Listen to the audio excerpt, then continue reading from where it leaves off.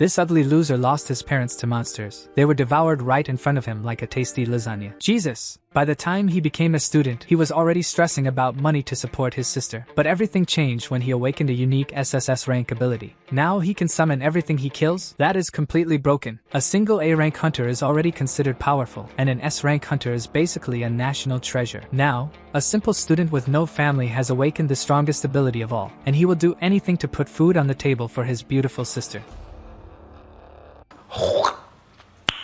Nice. The place in the mountains has a field on the ground full of people. A woman with glasses is catching the attention of the newcomers to explain. She is an instructor. Zhangzi popped up there. He sees how crowded it is and starts to notice each one. Further ahead, a guy who looks like a rocker is bragging about his A-level talent. Paying attention to the conversation of two guys in front of him, he hears them talking about it. In some corner, a man is struggling because he awakened a D-ranking talent. The other instructor, looking stern, tells them to get ready because they are going to distribute weapons. They form a line like those for getting snacks in the school cafeteria. It's important to know that the demon realm is not a game. You could kick the bucket. The battlefield is not the only danger. Some humans also need to stay alert. The instructor also says that to leave the realm, they need to return to the circle. Then it's Zhangzi's turn. The girl explains that after registering, he will be able to pick a weapon, asking about his level. The boy hid his talent level well, especially since he can't handle a brick on his back. He went to choose his weapon while some guys whispered, thinking he was rank D. The instructor is saying that the bow and arrow might be safer for attacking from a distance. People who do things carefully live longer. After distributing almost all the weapons, the instructor became very tired. They went to check the list of how many people with a rank higher than a passed, only 3 in total. Meanwhile, the others rushed through the woods excited to start, but one stayed behind to train with the targets that were there. The instructor saw that Zhangzi was shooting at the targets and was having difficulties. For the protagonist, the bow was much harder to use than he thought it would be. In a real battle, he won't be able to keep trying until he hits,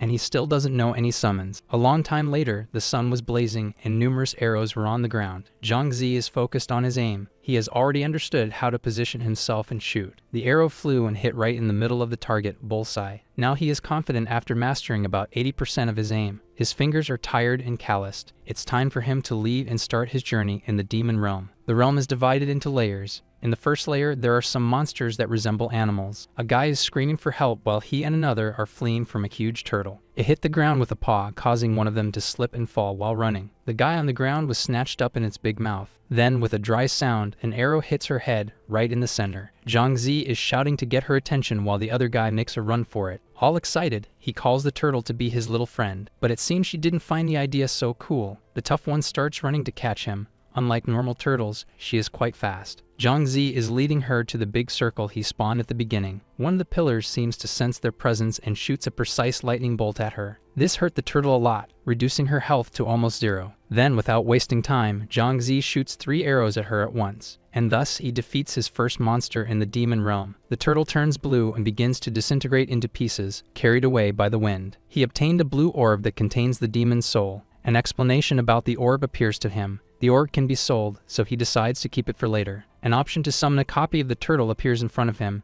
and he presses it. The light that appeared is beautiful. He admires it for a few seconds during the summoning, until the creature appears again. Zhangzi feels all giddy seeing what he managed to do. It seems the summoned lava turtle is gentle. He can even pet it. His eyes light up with the possibilities of things he can do from now on. The scene changed to a big rabbit punching a guy in the face. The guys are having trouble defeating the rabbit beast. Orange is the color in the sky now. The day is ending. A noise is heard, and one of the guys turns to see. It's a lava turtle. They tremble in fear as the monster approaches, and then they see better. The turtle is the summoning copy of Zhangzi, and he is riding on its back. Zhangzi is waving hello to the others, excited to see them impressed. The guys are wondering if the demons can be tamed now. Still with a red face, the guy who got punched suggests they tame the giant rabbit. But before he could see, the rabbit was already hitting him in the face again. The other two rush in to defend their friend who lost a tooth to the rabbit. They are already happy just to hit the monster with one of the weapons. Then the rabbit jumps back, distancing itself from the boys. A bit of strength is exerted, and its muscles multiply, increasing its size. Now it looks like a truly terrifying demon. One of the 3 is worried while the other tries to say they can defeat it. But 2 more rabbits jump out of the bushes to face them,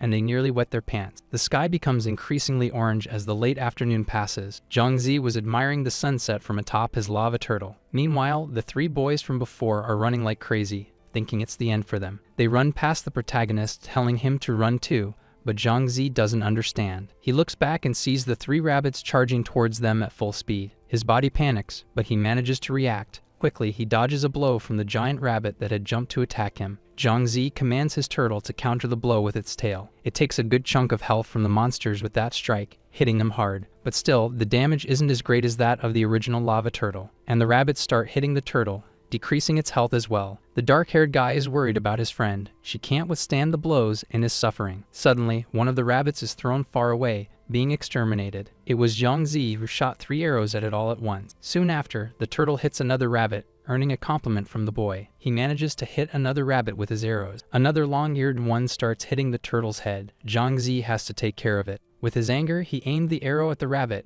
and hit it several times on its body. Zhang Zi tells the summoning to hide in the summoning circle while he goes after another. But unexpectedly, it levels up with a fierce shout, increasing its size. The evolution allows it to finish off the remaining rabbit with a single final blow. It is thrown to the ground with force. The day had turned to night when everything ended, and they could sing victory. Now Zhang Zi can summon 3 copies of rabbits just like the ones he exterminated. And he does. 3 long-eared ones jump from that shimmering blue light again, strong and large. Now there are 4 beasts summoned by Zhang Zi. The next day, the sun was already strong and beautiful again. A message from the class information group was sent for him to go to the altar. Zhang Zi was curious about what could be so urgent. Again in the huge stone circle filled with people. The instructor explains that they invited a master of demon taming to help them. This beautiful girl with pink hair is Liu Yuning. Her talent is the shadow of the moon. People whisper about her being the genius who went to a renowned academy for training. She explains that to defeat the Shadow Wolf, they must follow her orders. Everyone present receives the invitation to join her team.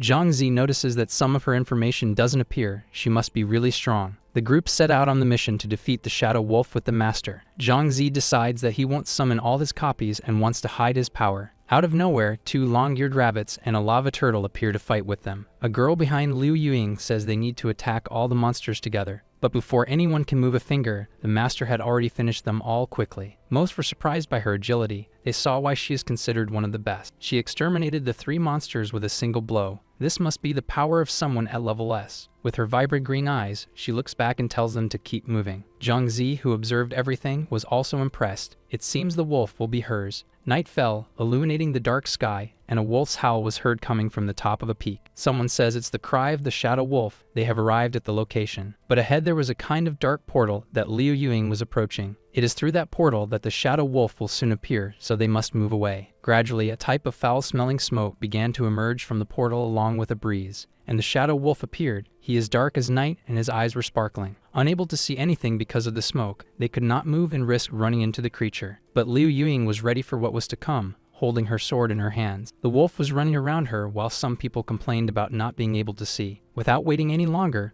the monster leaped at her, fierce and terrifying, roaring loudly. The woman, who was alert, easily dodged the leap he made. Then, with the grace of a classical dance, she delivered several precise strikes to the demon. The wolf fell to the ground, and its body soon began to disintegrate. The mist cleared, and people could see clearly now. The girl who was nearby witnessed everything. Zhang Zi went straight to research the light strikes that the master used. He is super strong. Several of those glowing orbs remained on the ground in place of the wolf. The second layer must have been released. The woman ordered them to return to the altar because the wolf would appear again in an hour. But just as she finished speaking, the portal behind her began to emit smoke again, which makes no sense because the Shadow Wolf was defeated only a few minutes ago. She felt a stronger and darker energy coming from the portal, different from the other wolf. It could only be one thing, an elite Shadow Wolf. Some of the members began to panic at the news. Liu Yuing ordered everyone to run from the location. They would only hinder her now. As she ran with the others, Zhang Zi wondered if she could really handle it. The strength of an elite boss monster is equal to that of 5 normal ones. She needs to hold her ground so the others can escape. The wolf quickly jumped in her direction, and she dodged even faster. Several attacks struck the wolf with the sword, but it barely took any of its life. How strong could it be? Quickly the wolf turned and jumped at her again, attempting another attack. This time he succeeded. Several scratches hit Liu Yuning, and ketchup began to ooze from the cuts. Even for her, the wolf seemed too fast, but she could not give up. Zhang Zi paused to think for a moment. It's not every day you encounter a powerful monster like that wolf. Liu Yuning was already quite injured. She hadn't expected him to be this strong. All this time, she had only managed to take away half of his life, and she was already extremely tired. The animal was preparing to deliver a new blow. She also began to prepare, but she couldn't because she had lost so much ketchup that she could no longer use her abilities. Then the wolf, standing in front of her, lunged like a lightning bolt and struck Liu Yuying. She was thrown backward and fell to the ground from the blow. Showing his enormous teeth, he roared. She was now lying on the ground. 3 arrows struck the monster from the side, causing it to shift its focus to Zhang Zi now. A little distance away from the two, he began to call the wolf to chase after him. Liu Yuying recognized him as one of the newcomers in the demon domain. She watched as he dodged a bite from the wolf and urged it to run away. The wolf charged after him, and the two moved away. She thought the protagonist couldn't handle the creature. Zhang Zi was running now. He couldn't afford to drop dead because he had to take care of his sister. He was already tired of running. The wolf was so fast, he needed to lead it to an open field. The monster jumped on him, ready to devour him. But Zhang Zi was faster. His 4 copies were being summoned to help him deal with the wolf. Liu Yuying was worried about the newcomer and wanted to help him soon. She was healing. Then someone appeared and cast a green spell from a wand, covering the redhead's entire body. She recognized the princess and asked what she was doing there. In fact, besides her, there were 3 more demon exterminators. They said she had been irresponsible trying to deal with the elite shadow wolf alone. Liu Yuying felt a bit embarrassed. The guy with a giant shield asked where the monster was. She explained that it had gone after a newcomer and they needed to find him right away. Everyone was surprised. Meanwhile, Zhang Zi was commanding his summons to attack the elite wolf. The lava turtle and the earthen creatures charged at it. The rabbits managed to surround the wolf and start punching him, making him stay still. This way, the slower lava turtle can hit him with its tail. It seems the wolf got angry and retaliates with much more force. One of the rabbits evolves to level 2, so Zhang Zi devises an attack strategy. He instructs the turtle to block the attacks while the rabbits deal more damage to him. The night is passing, and unfortunately, one of the rabbits lost its life. Zhang Zi sees it falling lifeless after taking a very strong blow from the wolf. Now Zhang Zi is angry. If the monster doesn't go down soon, he will run out of copies. With one last brutal blow,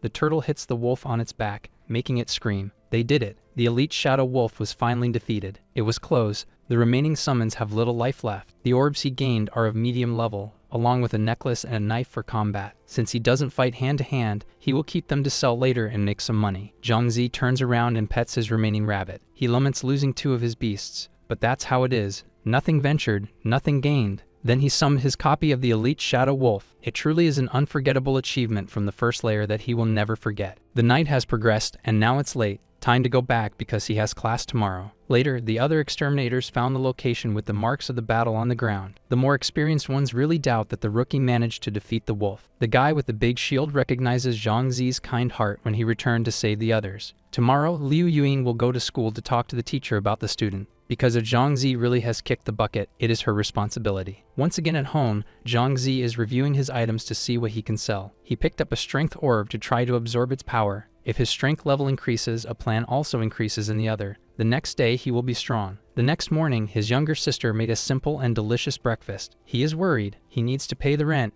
and her kidney health is worsening. The girl thinks that since he came back so late, his talent must not be very good. She tells him not to return to the domain because it is dangerous, and that she knows how to pay the rent. While eating breakfast, he became curious about how she would do that, but she doesn't say. Sometime later, before leaving, he tells her to focus on her studies because he can pay the rent. The college academy is quite busy. In the classroom, 2 boys are talking about the powers they have awakened. Zhang Zi sat down and took out his phone. The boys were now joking around. He opens the auction site to sell the orbs he collected in the demon domain. The teacher enters the room and tells everyone to be quiet. A beautiful girl enters with him. It's Liu Yuying, but in normal clothes, not in exterminator gear. Some boys comment on having seen her up close in the domain, wondering if she has a boyfriend. The teacher is asking who helped Liu Yuying. She will thank him personally. Zhang Zi doesn't say it was him. He doesn't need any thanks from her. Outside the classroom, the teacher says that whoever helped her may not be one of his students. Inside the classroom, the students talk about the incident, some impressed and others pretending. A nerdy guy sitting in front of Zhang Zi says he knows who the person was. He says it was the Rakshasa.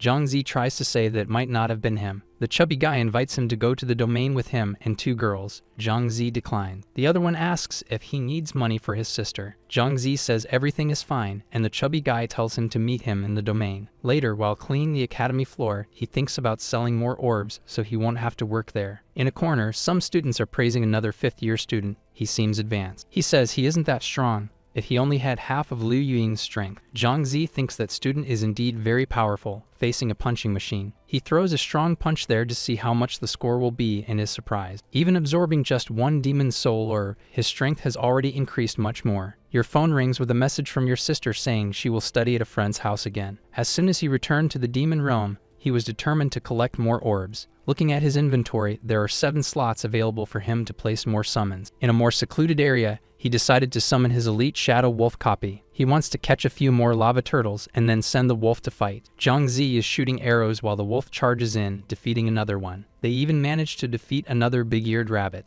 An hour later, his mini army of monster copies was formed to head to the next layer. Suddenly, he hears someone shouting for help from afar. He sees the chubby guy with the 2 girls fleeing from some guys coming out of a portal. The chubby guy is begging 2 men not to exterminate them because they are newbies. They say that indeed, they have nothing, but they can kidnap him. In such cases, the hostage rarely comes out alive. Unfortunately, the police can't do much. Xiu Pang tries to say that his family is poor, but the guys heard him say he lives in a mansion. The red-haired guy uses a power to make him stop running. The chubby guy and the girls are trapped in a red smoke that binds their legs. With a sharp axe pointed at his neck, he demands that the chubby guy talk about his family. He refuses to give any information about that. The crazy guy threatens to cut off a little hand. Then an arrow is shot at the guy, hitting his arm with the axe. Now the guy is very angry, shouting to know who shot at him. Then he sees Zhang Zi behind a bush. Zhang Zi calls them a bunch of trash that does senseless and malicious things. One of the guys runs towards him, and he starts running too. Then the whole gang starts chasing him to catch him and make mincemeat of him. Zhang Zi is clever. He is going down a path he knows that can throw them off. He lures them into a dead-end alley. The guys, of course, mock him, thinking Zhang Zi made a stupid choice. Little do they know. With a disturbing look, the crazy guy with the axe says he wants to torture him. Zhang Zi asks if when he takes someone's life in the demon realm, the people outside won't find out. The crazy guy says no, nobody finds out about anything, walking towards him. Zhang Zi crouches down, saying that if that's the case, then it's actually great.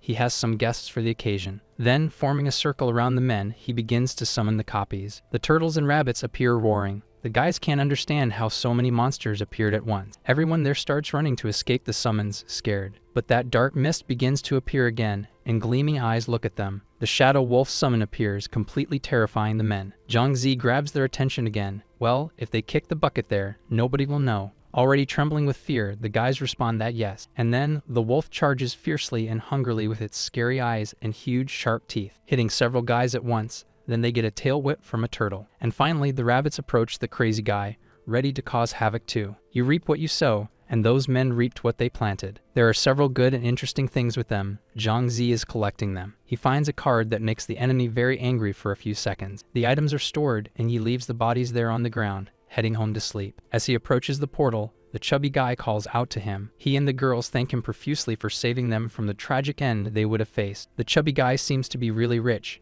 offering him $1 million, but John refuses. He says goodbye to the 3, heading to the portal, which has a very beautiful golden hue. Now we find ourselves in the second layer of the demon realm. It was a surprise for Zhang Zi that this layer was in a cave. Someone seems a bit desperate to join a team, but Zhang Zi prefers to stay alone. At this level, he will deal with worse monsters. Spiders, bats, and even demon frogs. He was noticing how the animals were stronger, distracted by the book while walking. Suddenly, he stops and notices something strange. A presence in the spider web scares him. A huge green poisonous spider with enormous legs is descending to catch him. It is indeed large, with intense eyes. Zhang Zi begins to summon one of his copies to deal with it in that place. 2 big-eared rabbits emerge from the beam of light. One of them charges straight at the spider to punch it, but the animal is faster and cuts the web, causing it to fall on top of him. She turns her backside towards him and releases a green, slimy goo all over. The rabbit is taking damage and is trapped in its web, worrying Zhang Zi. All the summons receive the order to attack the huge spider together, preparing themselves. It worked.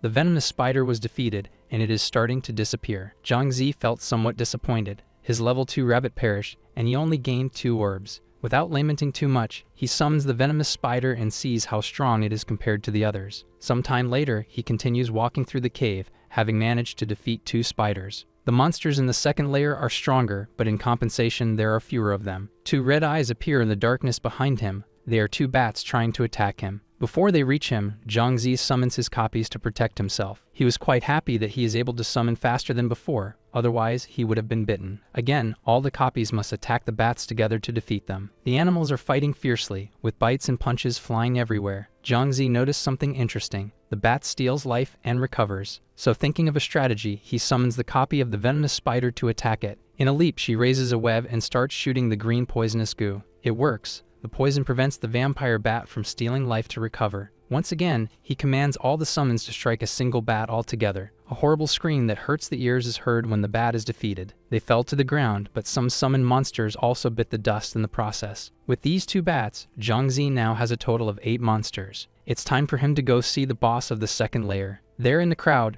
people are complaining because it seems some guys are taking advantage of the demon domain. It appears that the boss is not there and that they are charging orbs to see the guy. Further ahead, a group of guys is telling everyone to shut up. He shows a sign with the amount they need to pay to see the boss, 10 orbs. The monster exterminators are outraged. They think the price is too high for this. With a grumpy face, he asks if anyone else wants to fight the layer boss. From the back, Zhangzi emerges, approaching to talk to the guy about this. He says he doesn't have the orbs and offers 10 gold bars to pay the amount. The guy warns him not to try to trick them, because the consequences will be terrible. Finally, the guy relents, and all excited, he decides to go show the boss of that layer, the sky-swallowing frog. Zhangzi is also feeling excited. He knows the guy must be doubting him. After passing through the corridor, they arrive at the fight location. Someone is there. The man looks very strong, with lines on his eyebrows and almost bald due to his short hair. Still chattering, the young man tells Zhangzi to stay close but not to interfere with the fight. They enter the cave further ahead and discover that it is simply gigantic. Zhangzi peeks at what is in front of him, as the big guy is blocking his view. What his eyes see puts him in a panic. It is a hideous and enormous frog that is there. Zhangzi wonders if the frog really swallowed the sky while the guy prepares to fight. In a rush, the man runs towards the monster. Fire is coming from his hands. He hits the frog with several consecutive punches, and the others watch the scene in admiration. Without further ado, the frog spits out a fireball so large that it is bigger than the man. The people around move aside to avoid being hit. The muscular man climbs onto the frog and is now punching it in the big head. Zhang is getting worried. The frog's health is running low, and he wants to have a copy of the monster. With fire in his eyes, the man prepares to deliver the final blows that will be fatal. The frog is screaming, but the man doesn't stop.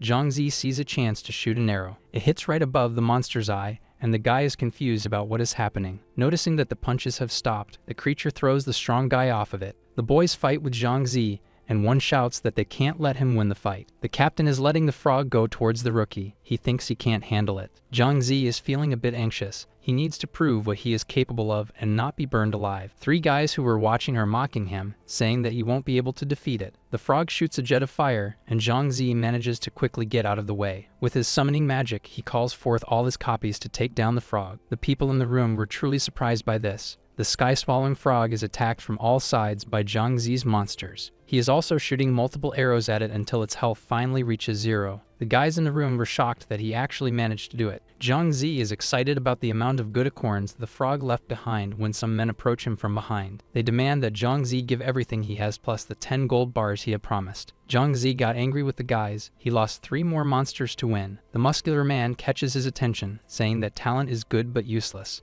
Then with a leap he finishes off the remaining vampire bat. Seeing him stepping on the summon made Zhangzi's nerves tremble with rage. With foul words, the man insults Zhangzi's type of ability, the monster summoning. Zhangzi is already thinking about what to do with all those men. He wants to get rid of them. Someone shouts for everyone to stop the discussion right now. He is a type of inspector who manages things there in the demon realm. Zhangzi realizes that the man is important and has power there, deciding to stay quiet. The guy is telling the boss that they can't let anyone find out about the wrong things they did, but the inspector is smarter and had recorded everything they said at that moment. The atmosphere becomes heavier when the strongman says he won't have the chance to use it as evidence. Half scared, the inspector realizes he will kick the bucket if he lets the big guy lay hands on him. Now Zhangzi and the skinny inspector are surrounded by the muscular man and his gang. To our protagonist's surprise, the other one is saying he will protect him from the others, and that after everything is over, they will be introduced to his superior. One of the guys runs to attack the two, but the inspector casts an ice bolt, freezing him.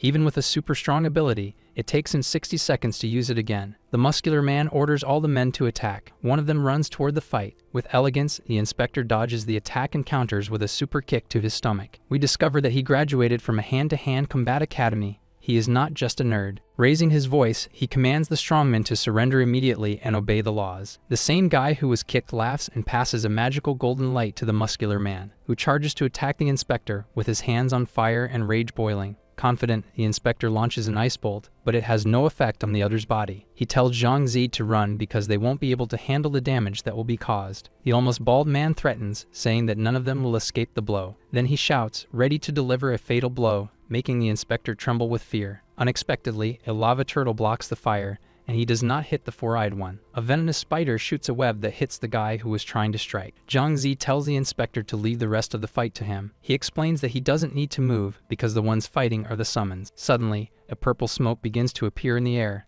Someone asks what that is. The elite Shadow Wolf copy appears, leaving some guys scared. The muscular man had already torn the spider webs that were holding him with even more anger than before. Finally, the terrible sky-swallowing frog is also summoned by Zhang Zi. Some guys are really scared, not believing that the layer bosses were summoned by Zhang Zi. There is no turning back. The muscular man will fight while the others will attack the two. He takes a huge leap into the air to start the confrontation. Zhang Zi commands the Shadow Wolf and the sky-swallowing frog to finish him off. The frog is hit by a punch and loses a chunk of health right from the start. Shooting a jet of fire back, the muscular man quickly dodges to the side. Another strong punch hits the frog. It lets out a pitiful scream, losing another piece of its health. Zhang Zi realizes he will finish off the frog before dealing with the Shadow Wolf. The man with the headband interrupts again, saying that the muscular man has already killed several of that frog. Zhang Zi makes an important decision. He will use a valuable artifact in this fight. He picks up that berserk talisman he found earlier, and the inspector is surprised. He throws it to the elite Shadow Wolf, and the talisman begins to be absorbed by it. The wolf growls as it transforms, its fur becoming even darker and its eyes red. The muscular man also notices that the wolf's energy has changed. Now he wants to catch it.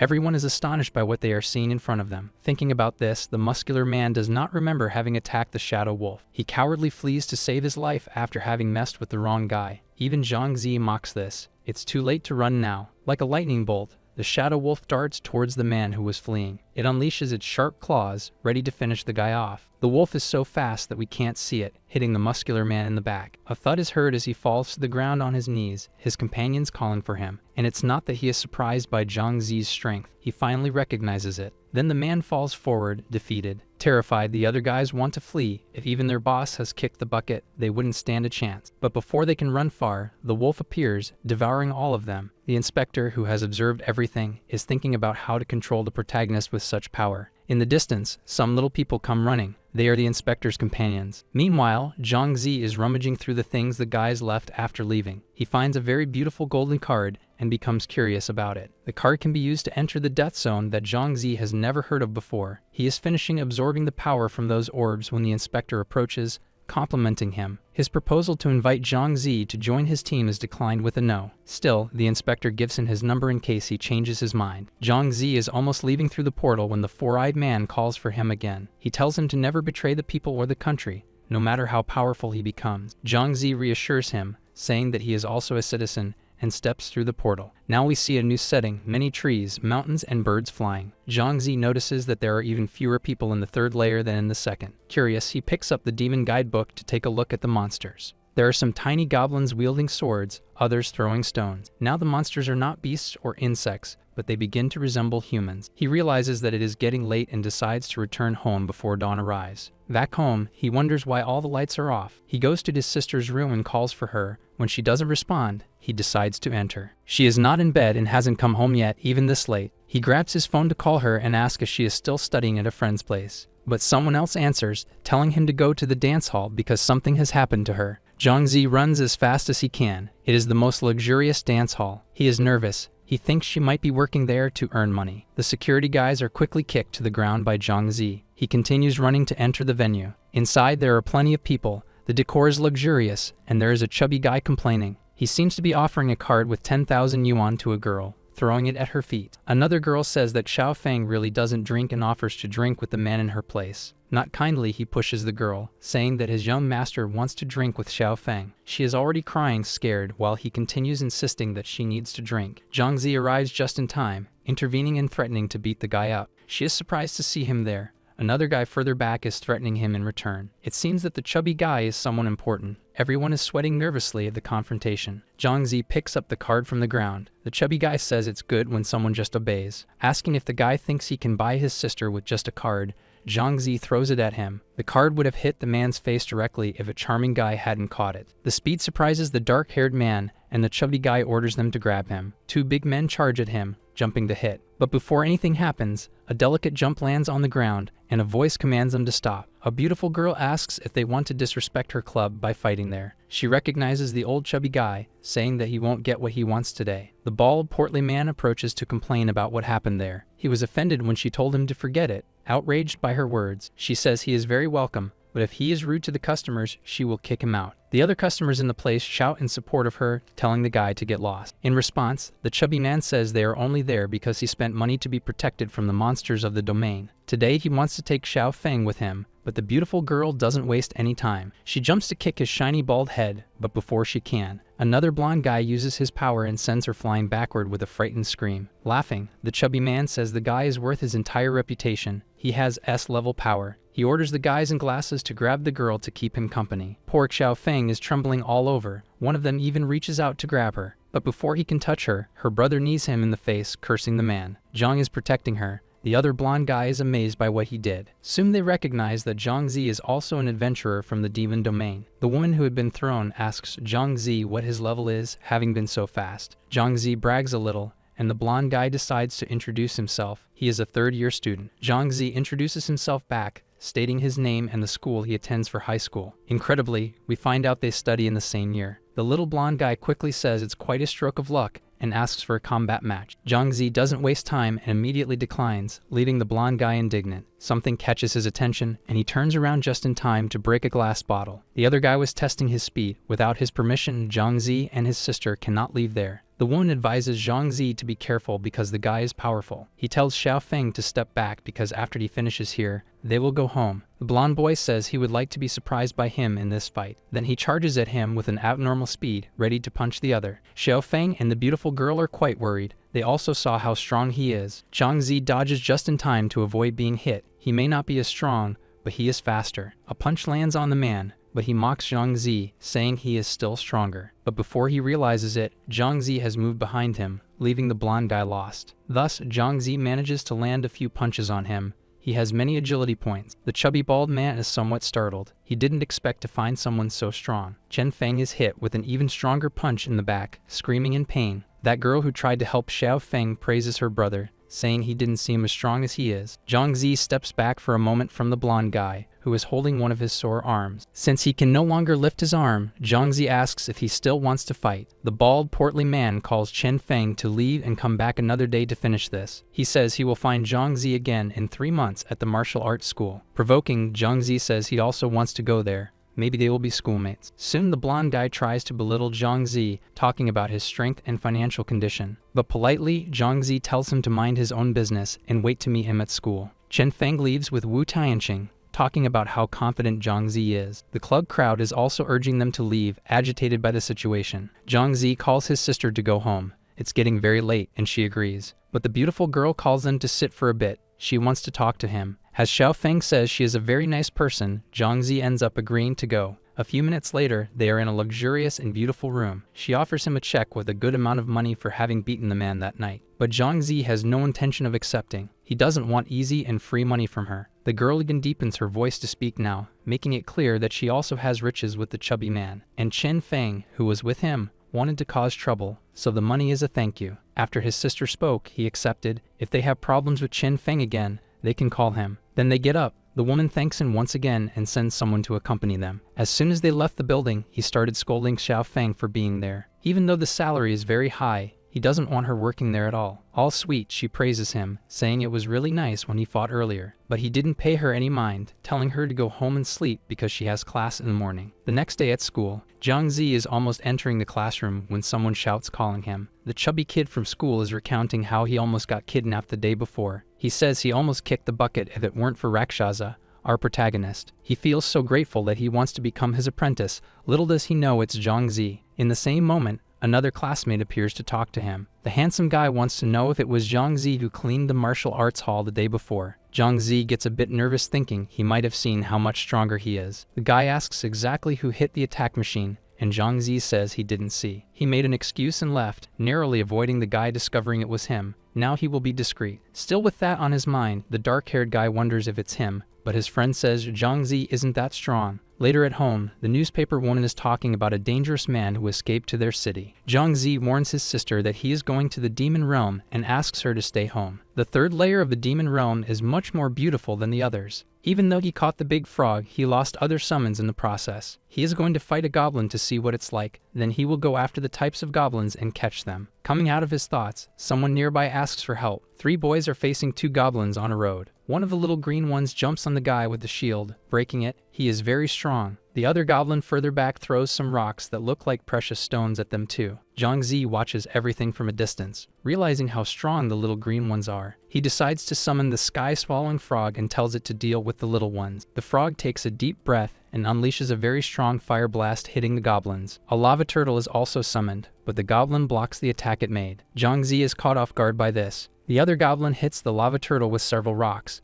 taking away a lot of its health. Unable to resist, his lava turtle is defeated and falls to the ground lifeless. Zhang Zi tells the frog to attack the shooter goblin now. He is already with his bow and arrow. Once again, the beloved giant frog shoots its fire, dealing incredibly high damage. But the pesky goblin is so strong that he is still alive, with just a sliver of health left. Zhang Zi summons the elite shadow wolf in 2 seconds to finish the job. To both Zhang Zi's and the other goblin's surprise, the stone shooter runs away. Zhang Zi wonders how he will fight them and still have to chase after the goblins. A level 3 rabbit copy is summoned, and it shoots like an arrow. Now that there is only 1 goblin left, Zhang Zi still asks if he wants to fight more. As the creature takes a long time to respond, he sends the wolf and the frog to attack right away. The little green one fell to the ground. It took only 10 minutes to finish him off. Zhang Zi summoned his new treasure to see what abilities the goblin has. Surprisingly, what he lacks in size, he makes up for in strength. He notices that his rabbit still hasn't returned, and quite a bit of time has passed, until a message appears for him saying that the rabbit is gone,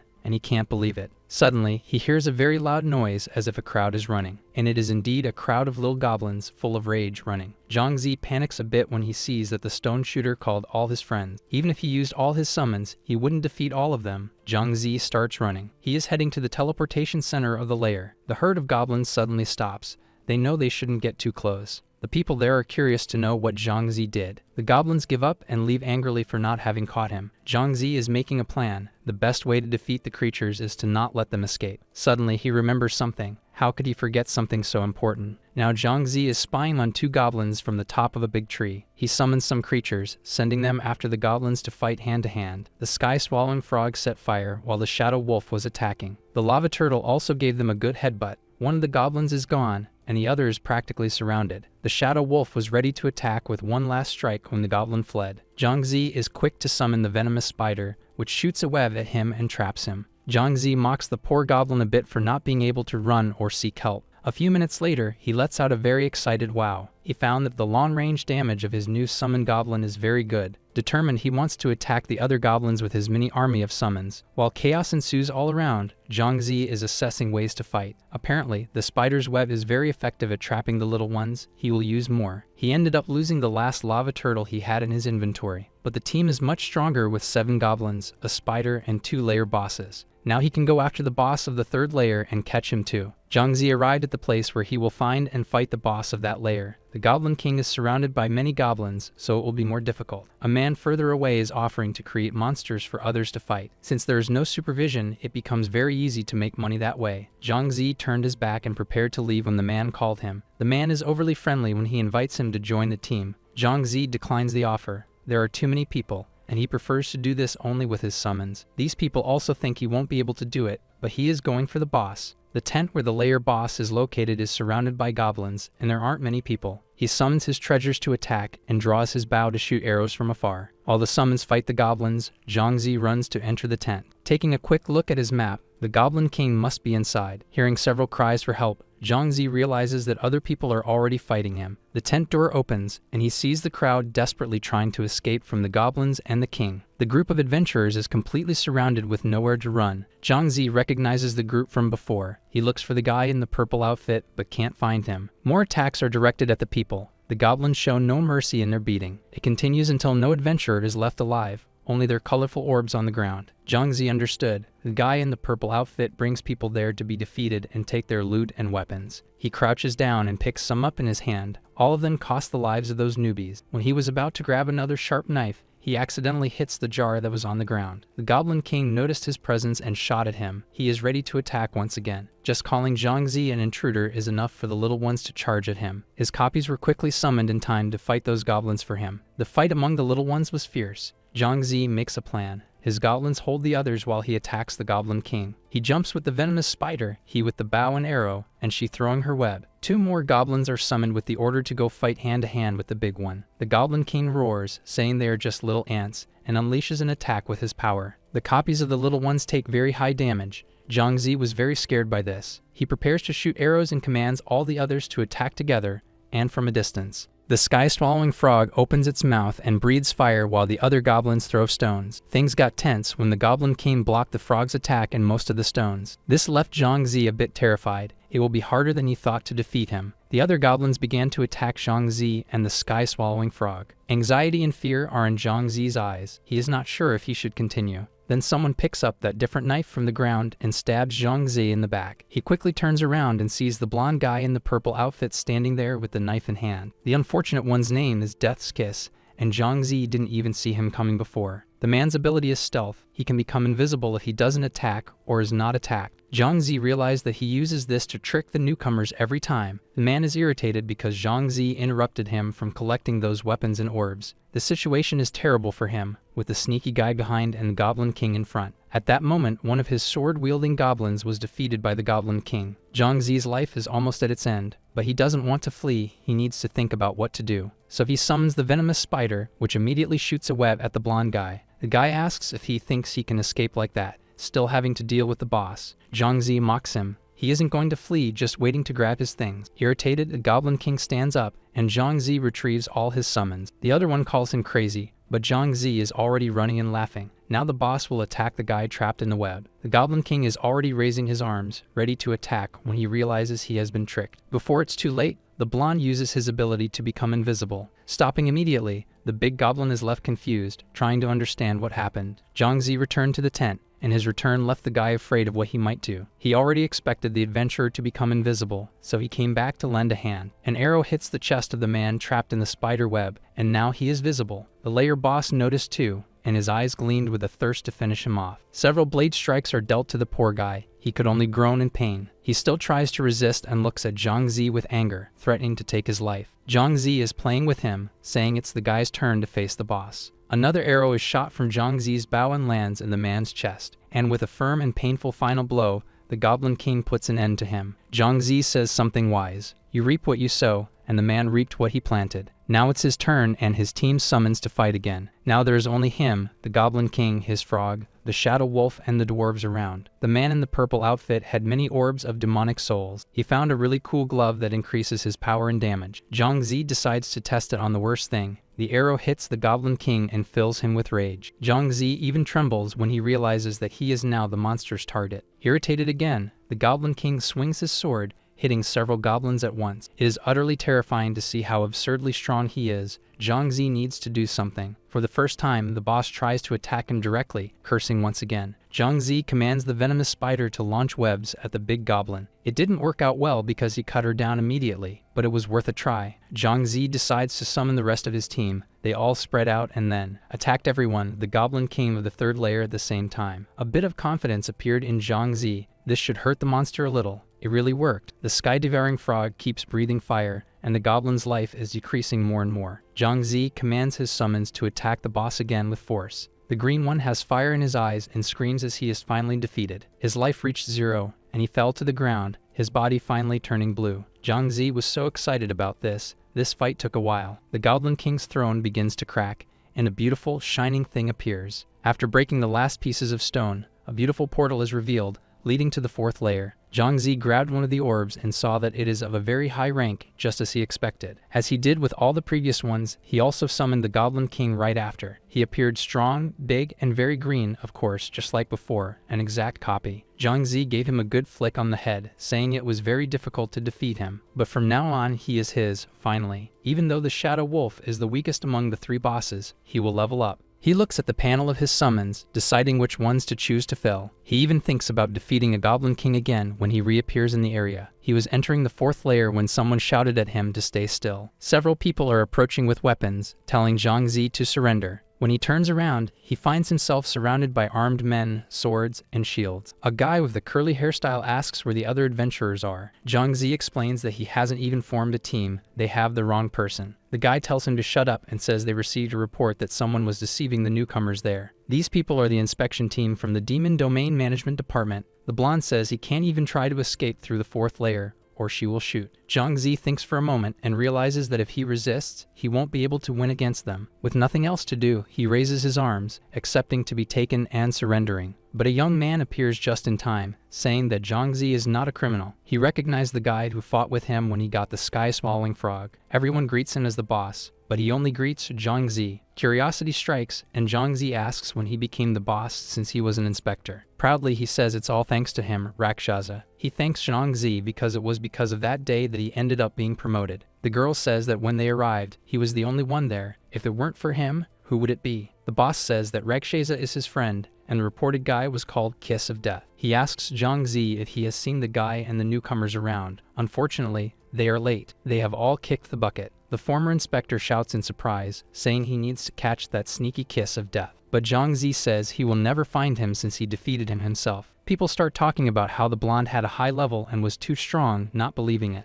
Zhang Zi decides to show them his list of defeated foes to prove he defeated the guy. They are genuinely surprised that he defeated the guy and the Goblin King as a newcomer. Everyone starts talking about him being a prodigy newcomer in the Demon Domain. The boss sincerely thanks Zhang Zi for eliminating a threat to the people. Then, as if wanting to end the conversation, he turns and says he will go to the 4th layer. But before he crosses, the boss calls him and gives a warning about what is to come. The Kiss of Death was part of a super powerful organization that is hard to find. He invites Rakshasa to join the department to avoid being caught by them. Zhang Zi stops and thinks for a few seconds about what he just heard. Then he turns and says it's all right. He can take care of himself. The boss continues to watch even after Zhang Zi leaves, proud of the young man. The 4th layer of the Demon Domain is different from all the others. There is a shining barrier around the altar. It seems like Zhang Zi is in the desert. Zhang Zi sees that people are screaming because they are trapped and cannot explore the 4th layer. Someone shouts that a death zone has appeared in the 4th layer. Zhang Zi remembers that he has an invitation to this death zone in his backpack. One of the guys on the other side of the barrier says they need to keep the domain in balance. A death zone has indeed appeared, but many people don't know what it is. It is as if it exists in another dimension. Almost no one knows the death zone. All they know is that it appears from time to time in a layer of the domain. With the danger of the death zone, the difficulty of the 4th layer increased to 10. The man continues saying that this is for their own good,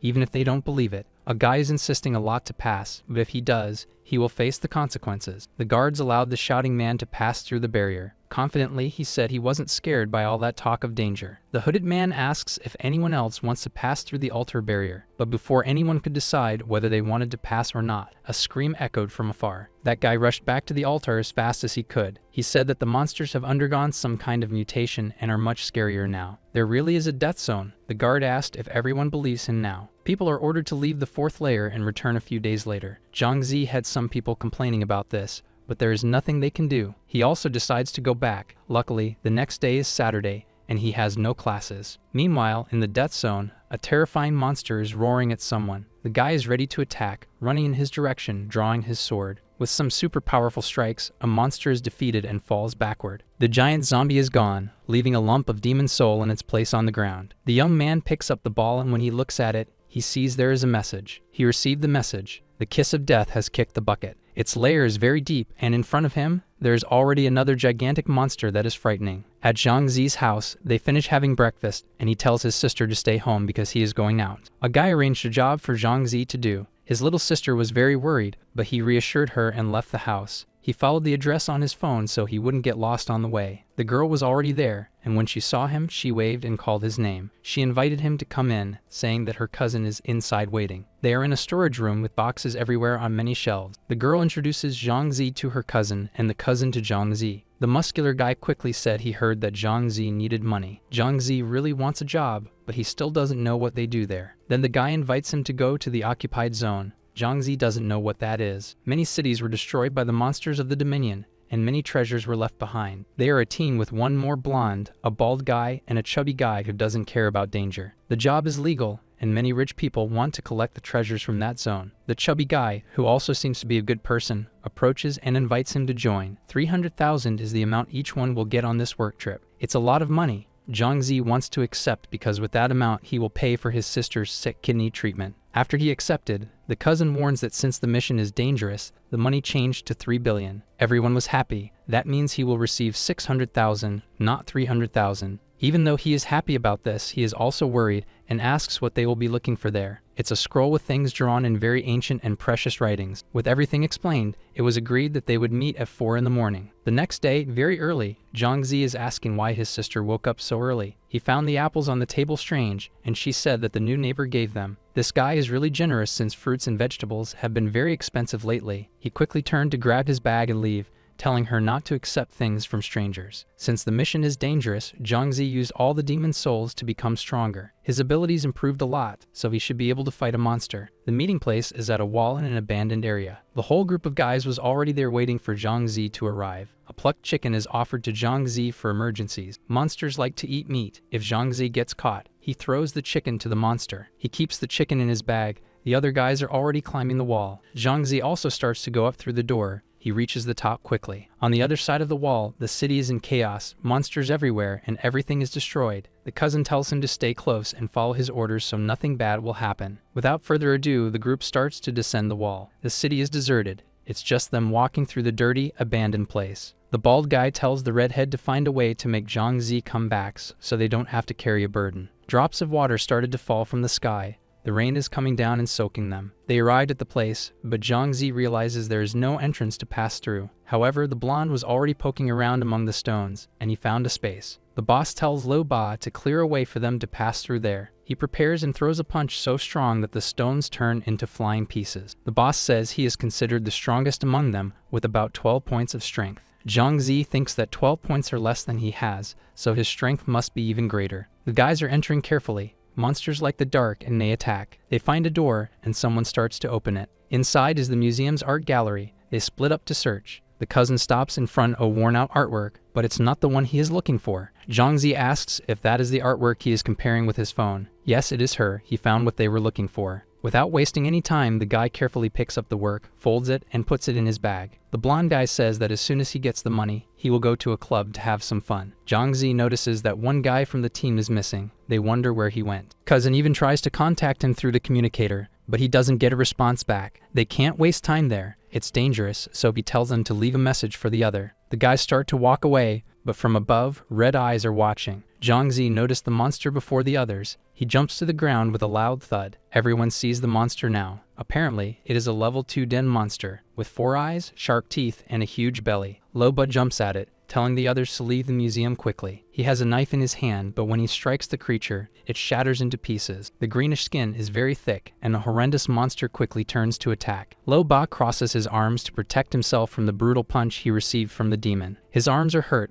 but of course, that alone wouldn't take him down. Zhang is terrified by the monster's ugliness and all the strength it possesses. Then he remembers earlier, grabs the chicken from his bag, and throws it towards the creature. Cousin tells everyone to run while the animal devours the plucked chicken. Greedy as it is, it devoured the chicken in one bite and is already after the group again. Cousin is in front, almost out to save his skin, with Zhang right behind. But Lo Ba and the blonde guy are almost being devoured further back. The one with longer hair lets go of the bald guy, saying he will fight the monster. While the blonde is shooting fire, Lo Ba is already giving a speech about kicking the bucket with his buddies. When the monster opens its mouth, he throws a grenade inside, and the blonde sets it on fire. The monster is ready to receive the bomb with its mouth open, and a huge explosion occurs. Zhang becomes worried about the two guys and stops running. Cousin grabs his arm, saying it's not the time to be sentimental, but he is crying. They run as fast as they can. They will be safe as soon as they leave the cave. Cousin is the first to exit, and as soon as he puts his face out of the hole, he is startled. Another level 2 den monster was waiting for them to come out for a snack, and not just it. Many other monsters of the same kind surrounded the two guys. Cousin throws his bag to Zhang telling him to take care of his cousin too. But Zhang protests, saying that if they are going out,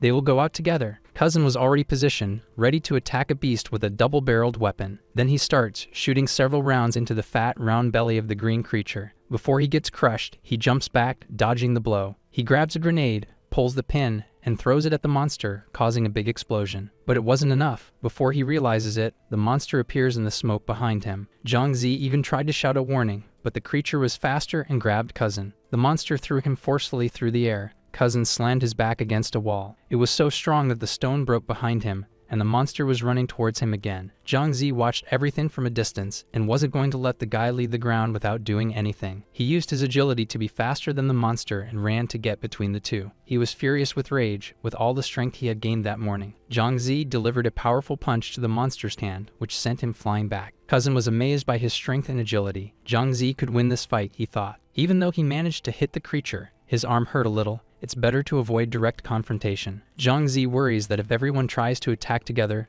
they won't be able to escape. But the monsters of this species do not attack the prey of other monsters, Cousin explains. The den monsters begin to scream and roar even louder. Zhang Zi felt relieved to know he wouldn't have to face all of them at once. The monster is preparing to attack Zhang Zi again. He may be strong, but he is not fast. He closes his fists and slams the ground with all his might, but Zhang Zi is quicker and jumps away. Then he delivers a big punch to the monster's ugly face, cursing at it. The plan worked. The monster can't open its eye. It got very hurt. This time, even more furious, he stretches out his hand to grab Zhang Zi, who is on the ground again. The monster can't reach him and falls to the ground defeated. He was happy that the punch worked. Now there are 3 monsters left for him to defeat, and Zhang Zi will take care of each one of them. Zhang Zi takes a deep breath, preparing to face the creatures head-on. But before he can move, someone jumps onto his shoulder, startling him. A beautiful girl with red hair and a purple outfit jumped onto his shoulder to gain momentum. She struck one of the monsters with precise and cruel blows, finishing it off. Another monster turns to face her,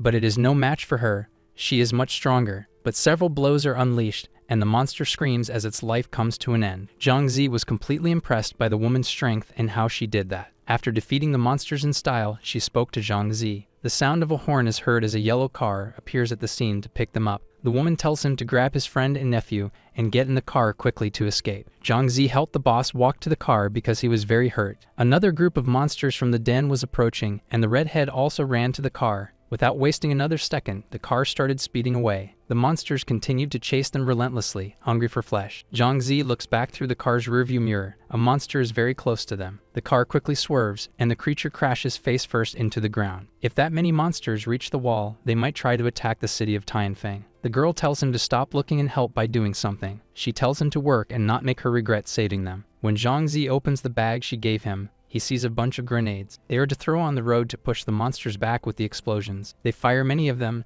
explosions going off in all directions, and the monsters scream. They stop the car for a moment to throw the bombs at the monsters. The two still have grenades. They pull the winch and launch one into the chaos. Another big explosion happens, giving them more time to escape. Zhang Zi is tired. He doesn't know who she is or why she has so many bombs. The guy driving the car asks what they did to attract so many monsters. The cousin with an innocent face says they weren't doing anything special, thanking her for the help. They fell silent until the woman turned to Zhang Zi and praised his courage. He tells her his name, and she asks him to listen carefully to what she says. She tells him not to go back to that place looking for things again unless he wants to become a powerful adventurer. Even though he doesn't know who she is, he doesn't think she has bad intentions. The guy warns that the wall is just ahead because they will drop them off there. Zhang Zi asks his cousin who they are, but he says he doesn't know, only that they are powerful. The backpack was torn in the chaos, and they lost the precious painting. After all this chaos of having left some partners behind, at least they are alive. A few moments later, it was already late afternoon, and the sun began to set in an orange sky. Zhang Zi had never experienced a day as dangerous and hectic as this. If the woman hadn't shown up, they would surely have been done for. But as sad as it is that the painting was lost, he is distracted looking at his phone. As he knows the stairs, he accidentally bumps into a big, strong man. He froze instantly. The body seemed very familiar, and for a moment he thought, could it be Tai Gang? He mysteriously disappeared, and now he would be there. Zhang Zi frowned. If it's true, he wants to see where the guy goes. Zhang Zi began to act like a spy, watching from a distance and following the man. They arrived at a deserted alley. Zhang Zi was hiding behind the wall. The man in the cap and mask takes out his phone and starts talking to the boss. Could he be behind all the commotion after the wall? Suddenly, 2 men appeared in the alley as well, an older one and a bald man, and he asks Tai Gang if he brought what he wanted. The guy takes out his bag and opens it, showing the old man what he wanted. Pretending to be surprised, the old man did not expect him to betray the brothers he had worked with for over 10 years to keep all the money for himself. Zhang Zi was right. That was indeed Tai Gang from Lu Kai's team. Soon the bald young man approached him, opening a briefcase with the 3 million inside. The chubby man eagerly grabbed all the money without hesitation, but the old man had other plans. He froze when he felt the cold metal pressed against his head. He became irritated, asking what was happening. This was wrong. He didn't even have time to say much because the trigger was pulled, and he fell to the ground lifeless. They took the money back. The old man was even worse than the traitor. They turned their backs on the body, saying they hated strange people like him. Zhang was very scared. With a single shot, the man's life was taken. Before trying to find out who the boss was, Li Zhangzi needed to get out of that place first. He ran back home. Xiao Feng was already at the door waiting for her brother. Zhang said it had been a long day and told him to quickly come inside. But then the neighbor stepped out, and his sister called the guy uncle. She said he was the one who gave the apples, and the guy greeted Zhang. He recognized the boss's bodyguard by the scar he had seen earlier but pretended not to. Zhang thanked him for the apples. The guy said that's what neighbors do. They look out for each other. His sister quickly invited the guy to dinner at their house, but he declined. Zhang said he was very tired and wanted to rest. They could schedule dinner for another day. Xiao Feng was dragged by him. She still called the uncle for dinner later, and the door was slammed shut. The older man seemed to suspect something but said nothing more. His sister said she would start making dinner. He was lost in his own thoughts. Zhang warned that he was going out again. She asked why since he had just arrived. He was already at the window, telling her to stay home and saying he had something to resolve. With ease, he jumped from his balcony to the neighbors, thinking if it was indeed that guy, they could be in danger. There was a white liquid spread on the floor of the man's balcony, meant to catch anyone who passed by. The furniture in the apartment was very simple, but an ordinary person wouldn't leave ashes on the floor. Zhang took a look under the bed and found a box. He opened it curiously and found the man's Demon Mastery Specialist document. Zhang was wondering what he was planning to do when he heard a noise in the house. The bald man with the scar burst through the door, ordering Zhang to get out of his room immediately. The young man was quicker and hid under the bed, praying that the man wouldn't see him. The man began to enter the room with slow steps. Zhang was trembling with fear. He told the boy to stop hiding. He knew he was still in the room, and he had a deadly toy in his hands. Zhang was terrified. Of course, the man would find him there. He was a specialist. His watch was counting down the last seconds until 8 o'clock to beep. Zhang was startled. He had completely forgotten the time. And the man smiled, a macabre smile, pointing the toy at Zhang and fired. The bullet flew in his direction, but before it was too late, a blue light engulfed everything. The man kicked the bed, realizing he hadn't managed to exterminate the boy. He picked up the bullet from the floor, saying he would wait for Zhang there until he returned from the demon domain. Zhang was relieved to have been teleported in time.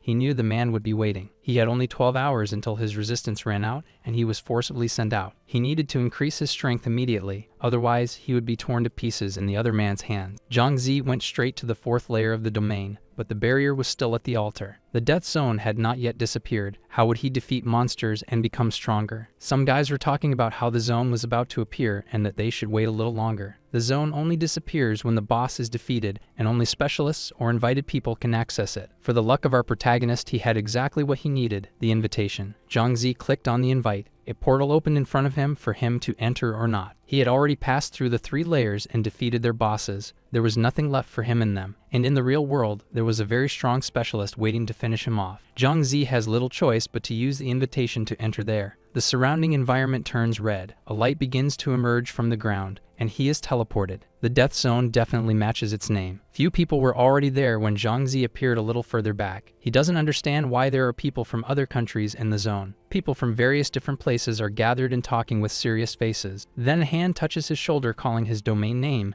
and when he turns around, Liu Yuying greets Zhang, happy to finally have found him. She had been looking for him to thank him after he saved her life that day. A tall guy with white hair who was next to her asks if he was the one who attracted the wolf. The girl explains that it was he who saved her and defeated the shadow wolf. Liu Yuying introduces Zhang to her uncle, and her younger brother is right behind her. They greet each other. Her uncle says he is brave for having gone to the death zone alone. In that place, it's not just the monsters that are more terrifying, but the foreigners as well. People are often fighting each other over monsters and rare items. The adventurers invite Zhang to stay with them since the region is quite dangerous. Zhang remembers the strength levels of the demon domain. The uncle is excellent. With that ranking, his strength is not low at all. Zhang decides to join the team. The guy seemed to like the young man, even saying he liked his personality. Liu Yuying felt relieved. This way she can repay the favor he did by helping her before. Her uncle begins to explain a bit about each one so they can work better as a team. The old man's talent and skill is repulsion. He repels any attack with full force. As for the girl's younger brother, he can create an illusion that can confuse the enemy. The only downside is that these illusions cannot fight for him. Zhang knows Liu Yuying's talent. Now she wants to know what his is. Sooner or later they will find out. so he decides to show them right then. And Zhang Zi begins to summon one of his goblins. It appears green and short on the ground. The group found his ability super cool, but the little one looked confused. He won't fight. She asks if these summoned monsters obey his orders, and he confirms. Liu Yuying's uncle tells them to stop with the introductions and focus on the boss. The death zone is like a tower that is not part of the domain, much better but much more dangerous. It is also Liu Yuying and her brother's first time in the zone. The uncle has been there before. They were advancing near some buildings when they saw an explosion. Zhang Zi tensed immediately. People are fighting with monsters or other people. The uncle says that the villagers have been hit by something,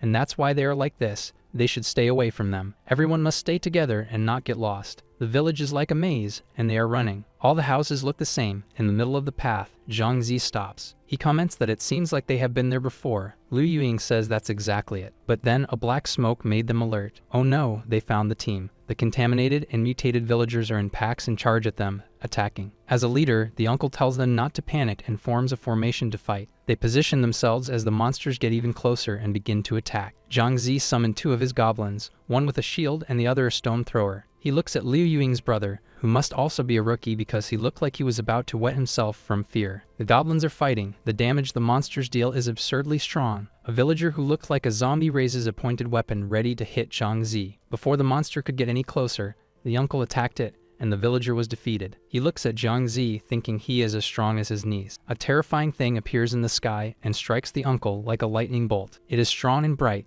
dealing a good amount of damage to the man, paralyzing him. The guy who did this appears. His name is Dr. Mysterious, and it seems they already know each other. He waves his staff, preparing to attack again, and launches a firebolt. The building behind them begins to crack. The uncle cannot move due to the paralysis. A large explosion occurs, raising smoke and making a huge noise. Liu Yuying starts to walk closer to her uncle when something comes in her direction. She manages to dodge the arrow using her sword. From atop another building, there she is, the night elf who is also an archer. Meanwhile, Zhang Zi continues sending his goblins to attack, when one of them is thrown far away in a single blow by a guy with an axe. He is the terrible Harrison, big, muscular, and incredibly strong, thought Zhang Zi. We see that this is not the first encounter between the teams. They have fought before. The mysterious doctor says he let him leave alive last time and didn't expect him to return. He continues, the old guy brought 3 rookies to the zone. How could they miss this opportunity? The mysterious doctor is once again attacking the team that Zhang Zi is on. He fires another bolt at the 6th uncle. The paralysis effect returns. He won't hold up like this, but he needs to hold on. There are 2 members of his family there, so he grabs a green potion, and upon using it, he regains his strength, ready to fight the mysterious doctor. The masked man and the other man laugh at him because he got out of paralysis, but there will be consequences. Liu Yuying is worried about her uncle. He is trying very hard. The man shouts to get her attention. He tells her to leave and not to worry about him. Harrison raised his axe to attack. The 6th uncle repelled the attack back. While the old man faced the other team, the redhead called the other 2 to leave. But the attentive elf saw everything and shot 3 arrows in their direction. The trio quickly dodges by changing direction, but the arrows are chasing them. Liu Yuying explains that it is the night elf's ability.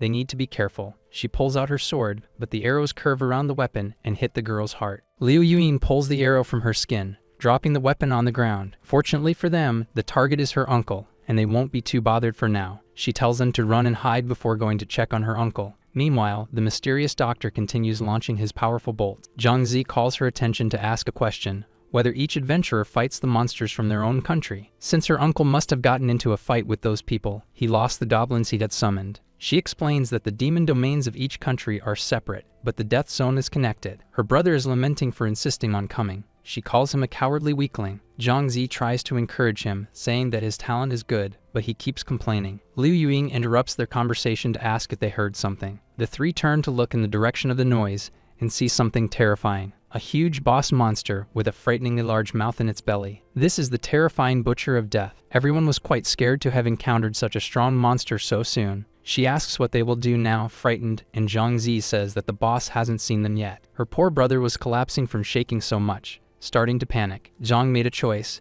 If they don't have the uncle now, they will simply fight together as 3. The brothers are not confident. How could they defeat the Butcher of Death? Zhang Zi says it's better to do something than wait to be defeated. The boy says that if the others arrive, they will finish them off from behind. but that's where his power will be useful. He is so slow and cowardly that he still hasn't understood how they will do this. Back to Harrison, the mysterious doctor, and the night elf. They are finishing off a few more monsters trying to get them. The rewards they have obtained seem to be very good. They comment on it. The elf says that if she had known, she would have taken revenge one last time today. The mysterious doctor says that even though the sixth uncle teleported, he would leave. Life was too short. The cruel elf says he might have even gone near a boss. Then a noise is heard, and the three look back in fear. The Butcher of Death appeared to play with them. Harrison says they always take down the bosses easily. This time they will be quick. The elf screams that the equipment that will drop is hers, preparing to start shooting. With a surge, thousands of arrows begin to rain down on the boss, hitting him. The mysterious doctor saw that it had no effect and launched a powerful bolt against the monster. But unfortunately for them,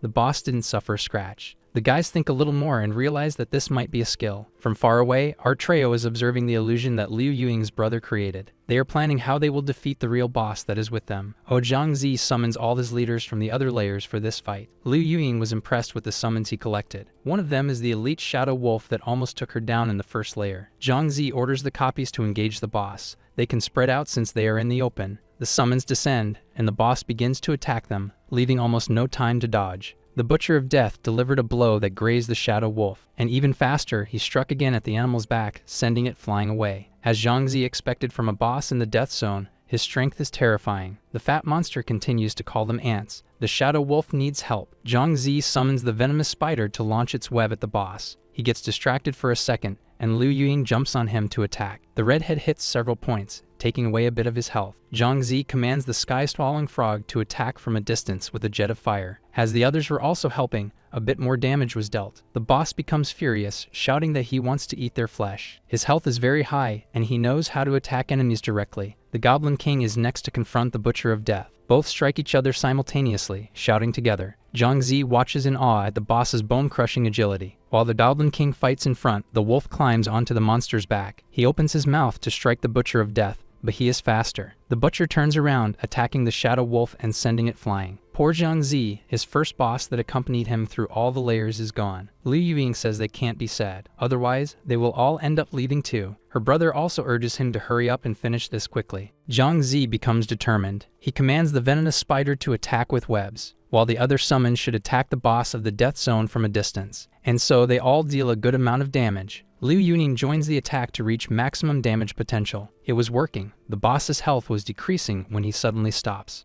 The adventurers prepare as the Butcher of Death simply turns around and runs away. Zhangzi doesn't know why he did that until he sees the boss going for rotten meat, and he starts eating the meat quickly, recovering his health. Now they are in trouble facing a powerful boss that is also regenerating health. Seeing the boss recovering health by eating meat, the summoner and Yuying panic. Come on, not even a little piece of that ham to offer. Rakshasa orders his summons with ranged attacks to prevent him from healing, and his sky-swallowing frog shoots a fireball at the monster, which seems to have hit him squarely. But the Butcher of Death soon resurfaces, ready to attack the group. To keep him away from the frog, Rakshasa commands his venomous spider to shoot webs at him, causing the monster's feet to become stuck to the ground. With that, Yuying strikes him with light slash, and the Goblin King also approaches to attack him from behind. The swordswoman encourages everyone to attack together, causing the boss to become surrounded and hit multiple times. Seeing him more on the other side than this side, Rakshasa aims with his bow, and hits right in the middle of the monster's forehead, dealing critical damage. The boss lets out a scream of pain. Staggering, he still tries to resist, unwilling to accept defeat. But there's no way. He doesn't have as much luck as 50 Cent. Surprised, Jimeng asks if they defeated the boss, and panels announcing the defeat of the Butcher of Death appear for all the adventurers. The illusionist gets excited to see that they defeated a boss from the Death Zone. However, Rakshasa notices a different bow among the various demon soul orbs. Upon picking it up, he is surprised. It's a bloodthirsty longbow, a rank S weapon. Jemeng says he is very lucky, as many people spend decades searching for one. Shooting an arrow into the sky, the summoner feels the power of his new bow, and the slight thirst for blood it has. Analyzing the fallen items, he decides to keep the teleportation scroll and share the rest. Yuying tries to say that he doesn't need to, but soon receives a message containing the orbs and healing potions. Rakshasa asks her not to refuse. After all, they defeated the boss together, and the swordswoman accepts the items, still feeling awkward for not thinking she did that much. Suddenly, the group hears someone shouting at them from afar. It is the 3 foreign adventurers who defeated Zhu Feng. Oops, I think the illusion has been over for a while now. Neither of the two trios seems very happy to see each other again, especially Harrison, who doesn't even want to talk to Rakshasa and the Liu brothers. Together with Jingling, they charge in, ready to take down these scoundrels. Seeing that only 2 of his beasts are left, the summoner thinks it's better to leave that place. And Zimeng fully agrees, as there was nothing more to do there. However, Yuing refuses to leave. The swordswoman draws her weapon,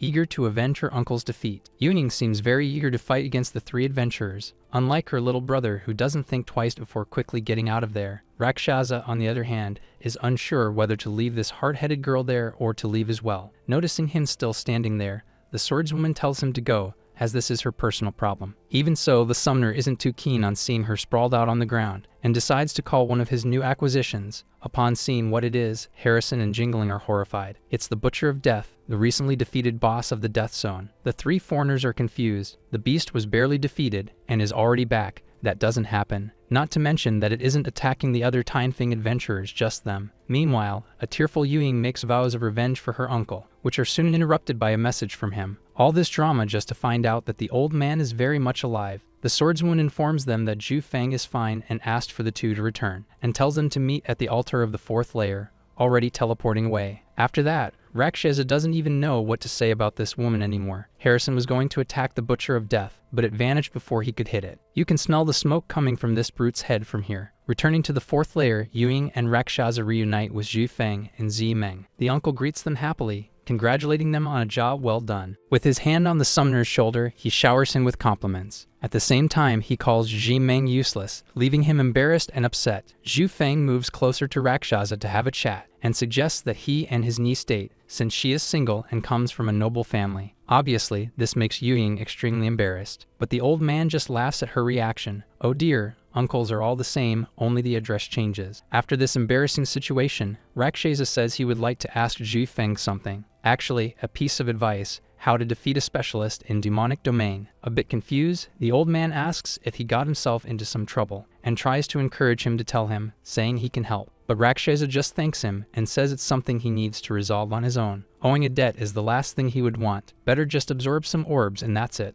Zimeng warns him not to underestimate a specialist. They are stronger than one might think, and the uncle adds that he will need to be stronger and know the enemy's strengths and weaknesses. Rakshasa doesn't quite understand this last part. Zhu Feng says that just having the attributes at the standard level already makes one a first-order specialist. However, many tend to focus on improving one specific attribute from the start. In other words, 2 of the same rank can show noticeable differences in their abilities. Seeing that agility is his strong suit, the summoner decides to invest in it to become faster. However, there is one issue. He still doesn't know which attribute Huang Hanfei is proficient in, and he will remain unaware for now, as it's time to return to the real world. The summoner hears Zimeng informing his uncle and sister that it's almost time to leave. Yuing then informs them that they are leaving the demonic domain first, but not without sending him a friend request beforehand. With that, they all say goodbye and the 3 Lias leave. Rakshasa lets out a tired sigh and decides to leave as well. However, before that, he grabs his 18 demon soul orbs to absorb them. Thanks to this, his agility becomes even higher. Now it's time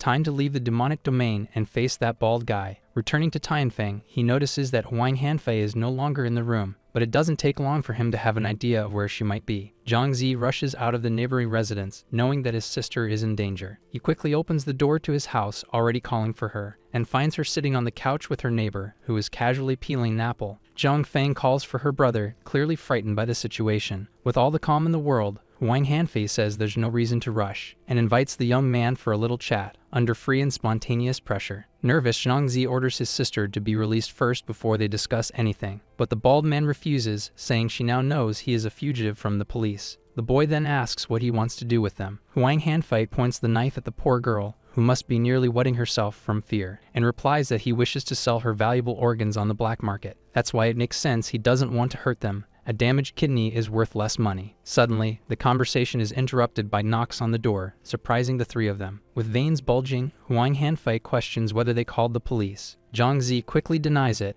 and the fugitive tells him to see who it is. Well, he didn't lie. He just admitted that he messaged his teacher. Upon opening the door, he finds a delivery person extending a package to him. Confused, Zhangzi states that he didn't order anything, but the young woman in a beret disagrees. She insists that she is at the right address and even questions if he is messing with her. Peeking out, she asks if the order was made by the two people in the house. However, Zhang Zi simply swats her away and tells her to leave. After closing the door, he could still hear the delivery person knocking and complaining about him. It doesn't take long for her to give up and walk away from the house. Well, she already got the information she wanted, so there's no reason to keep up the disguise. Still holding the girl hostage, Wang Hanfei orders the door to be opened so they can leave. Zhang Zi asks where they will take them, but he is only ordered to be quiet and get in the car. Seeing his sister scared, he tries to comfort her by saying he will protect her. While Huang Hanfei complains about the siblings' slowness, something is thrown in his direction, almost hitting his arm and scaring Zhang Feng even more. Threatening to hurt the girl, the bald man tells the person to show themselves. A somewhat familiar figure appears, saying it's better to do this quickly then. It's the strange delivery person from before. He didn't know she delivered knives to the forehead too. The protagonist thinks she is a delivery person, but the bald man realizes she is a bounty hunter. In fact, one who seems quite eager to claim her prize. After being underestimated, she throws daggers at Huang Hanfei, who obviously uses Zhang Feng as a human shield. Seeing his sister in danger, the young man runs to protect her, blocking one of the daggers with his own hands, and going to the girl to pull her away from the fugitive. It all happened so fast that I don't even know how many seconds it lasted. The hunter is surprised to see her daggers block like that. Filled with rage, Zhang Zi yells at her, saying she almost hurt his sister. But the young woman doesn't care. No one told her to stand in front of the bald man. Speaking of the shiny head, he seems ready to pull some trick. His plan wasn't to fight today, but it looks like that's what it will have to be. The hunter charges at him with daggers in hand, ready not to miss this time. Seeing her run, Wang Hanfei assumes her agility is quite high, and uses that to his advantage, casting a mind control spell on her. With her hypnotized, he only confirms what he expected. The hunter's spirit is very low. She will probably remain catatonic forever if no one helps her. Looking at the scene, Zhang Zi realizes that Huang Hanfei specializes in spirit power, and believes he has a great chance to defeat him. With all his speed, the young man rushes towards the bald man, who notices his approach and prepares his gun. But he isn't quick enough to prevent a well-placed punch to his stomach. He still tries to aim his weapon at Zhang Zi. However, he remains slow and this time takes a kick to the face. Fallen and disarmed, Huang Hanfei asks how this kid can be so fast. The lucky thing is that the bald man is an idiot. If he had his gun from the start, he would have won. Going to his brother, Zhang Feng asks if he is okay, and he replies that he is. Seeing the hunter motionless, the girl is confused, and the young man explains that she was hypnotized. Even after almost being hurt by the woman, little Zhang tells the two to help her. Actually, she has a better idea, something involving a permanent marker. 10 minutes later, Zhang Zi is now getting scolded by his teacher. They understand he is a dangerous criminal, but either he did something, or they would be without kidneys. A police officer approaches and tells Liu Wei to be proud to have a hero as his student. However, he notices something. A young rank D defeated a first-order specialist. When asked how he did it, Zhang Zi tries to think of an excuse, and points to the hypnotized hunter, saying she helped him a lot. The officer quickly recognizes the figure. Her name is Shen Mengdi. In addition to being a hunter, she is a first-order specialist who has already caused several problems for the police. But the most important question is, what are those drawings on her face? Confused by the turtle on her face, the officer says he will take her and the bald guy to the station, and tells Zhang Zi to come by later to collect the reward for helping capture the fugitive. Leaving him surprised, even though he has to share the amount of 1.5 million with the hunter. The Zhang brothers thank the officer. Now they will be able to pay for the youngest's kidney treatment. Lying in bed, the protagonist waits for the time to go to the demon domain. Until his Paraguayan Omnitrix shines, let's go catch some more monsters. Arriving at the 4th layer, he notices that everything has returned to normal after the death zone disappeared. Even with few beasts, Rakshasa believes he will be able to explore the place comfortably. He then sees the list of monsters: pig heads, harpies, and the Minotaur commander. The information is scarce, making him even more curious to know what they are like. Walking through the arid forest, the summoner notices eyes watching him from among the trees. They are the pig heads, who seem crazy for some human meat and Milanesa. Good timing, they arrive just in time to be dinner for Rakshasa and company. He then summons the Goblin King and the Butcher of Death to fight. Now drooling, the two pigs charge at them. They might really be hungry. Rakshasa orders the Goblin King to block the attacks. However, even while preventing them, the beast takes considerable damage, considerably high, I might add. The summoner then commands the Butcher of Death to take them down, which he does using his chains on the two pig heads. Impressed with his new little friend, he doesn't notice something flying towards him. Rakshasa only realizes when the claws are close enough to his face, but he manages to dodge before being hit, surprisingly enough. A harpy almost sliced him into pieces as quickly as a sushi chef. With his new bow in hand, he prepares to attack her. The summoner then shoots towards the monster, and the arrow makes a small arc going from the bow to the ground. Irritated and embarrassed, he tells his sky-swallowing frog to set that chicken on fire. The beast then launches several fireballs at the harpy. She dodges some, but is soon hit by one, leaving someone quite happy indeed. An hour later, a poor harpy falls to the ground, almost like a roasted chicken. Her defense and that of the pig head are not very high, so it was quite easy to defeat them. Rakshasa then summons his latest acquisition. His new army of beasts is finally ready. 1 giant frog, 1 hairy goblin, 1 spider, 1 bald ogre, 3 pigs, and 3 parakeets. With his list complete, Rakshasa can now face the boss of the 4th layer. Suddenly, he hears screams for help in the distance, and sees a girl with a bunny tiara being chased by a guy with a club. A typical Looney Tunes chase is getting closer and closer to the summoner. With no time for this, he decides to just pretend he didn't see them and leave. However, the girl Yu Guangqiu too grabs one of his legs, pleading to be saved. Trying to get out of this situation, Rakshasa tells her to quickly return to the altar of the 4th layer. Then she starts saying that she did everything for him and can't be abandoned like this, leaving him very confused. This fake bunny must have sniffed some bad grass, it can only be. The pursuer, Baozhou de Longwang, concludes that Rakshasa is the mastermind behind all this, but this only leaves him even more lost. Who are these people, my god? Believing that he had abandoned the pink girl, the fighter gets even angrier, and without thinking much, charges at the summoner, who panics upon realizing he will have to deal with a hothead without brains. So much so that he takes a while to notice when Xiao Tu escapes from there, taking his 3 intermediate orbs. Now we understand why Long Wang is so angry. The fighter demands he return his items, but Rakshasa has just been robbed too. However, he doesn't believe it and tries to strike him with his club. Seeing that there is no reasoning, the summoner decides to go for ignorance instead, and calls his venomous spider to fill his opponent with sticky webs. Surprised, Long Wang asks if summoning monsters is his gift. As an apparent answer, he sees the sky-swallowing frog being summoned by him, and ordered to use Fireball on the fighter, who was hit squarely by the attack. All scorched, he challenges him to a mano-a-mano fight, and takes a red potion, making him stronger. To have broken the web so easily, he must have taken the famous juice.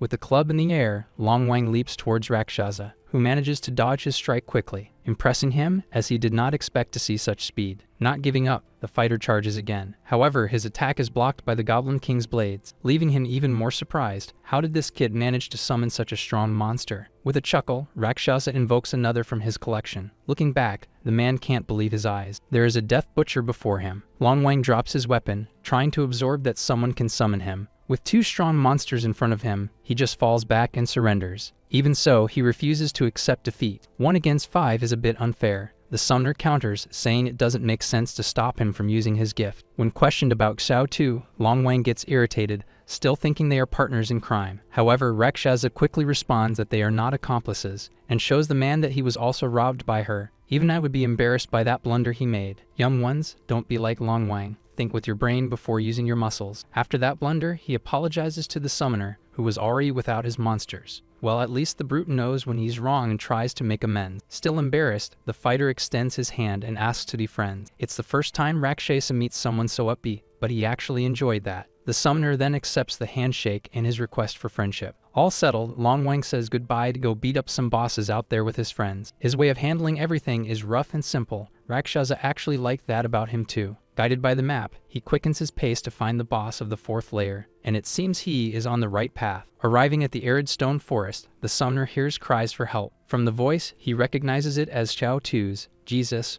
why that crazy rabbit? The rogue is hiding behind a wall of ice trying to protect herself from the boss's attacks. The Minotaur commander seems very determined to break that icy wall. Another axe strike is delivered, causing the ice to start cracking. Meanwhile, Xiao Tu continues crying and desperately screaming for help. The summoner just watches the scene from afar, finding it amazing how karma works. However, he notices that the name of the boar head behind the boss seems a bit strange, and soon hears the said Barry Yu say that she deserves to disappear for stealing his things. Rakshasa even agrees that her thievery is detestable, but wishing for that is too much. The wall of ice is struck again, making it more and more cracked. Seeing this, the summoner grabs his bow and shoots an arrow right in the middle of the Minotaur commander's head, which makes him furious and asks who did that. The false boar tells him not to interfere, still claiming that the thief is getting what she deserves. Going to a rock, he retorts that she is very young and could have another chance, but the boss doesn't care about any of that and charges at him. Barry Yu mocks his heroic attitude and challenges him to prove his strength, believing that the big monster will easily defeat Rakshasa,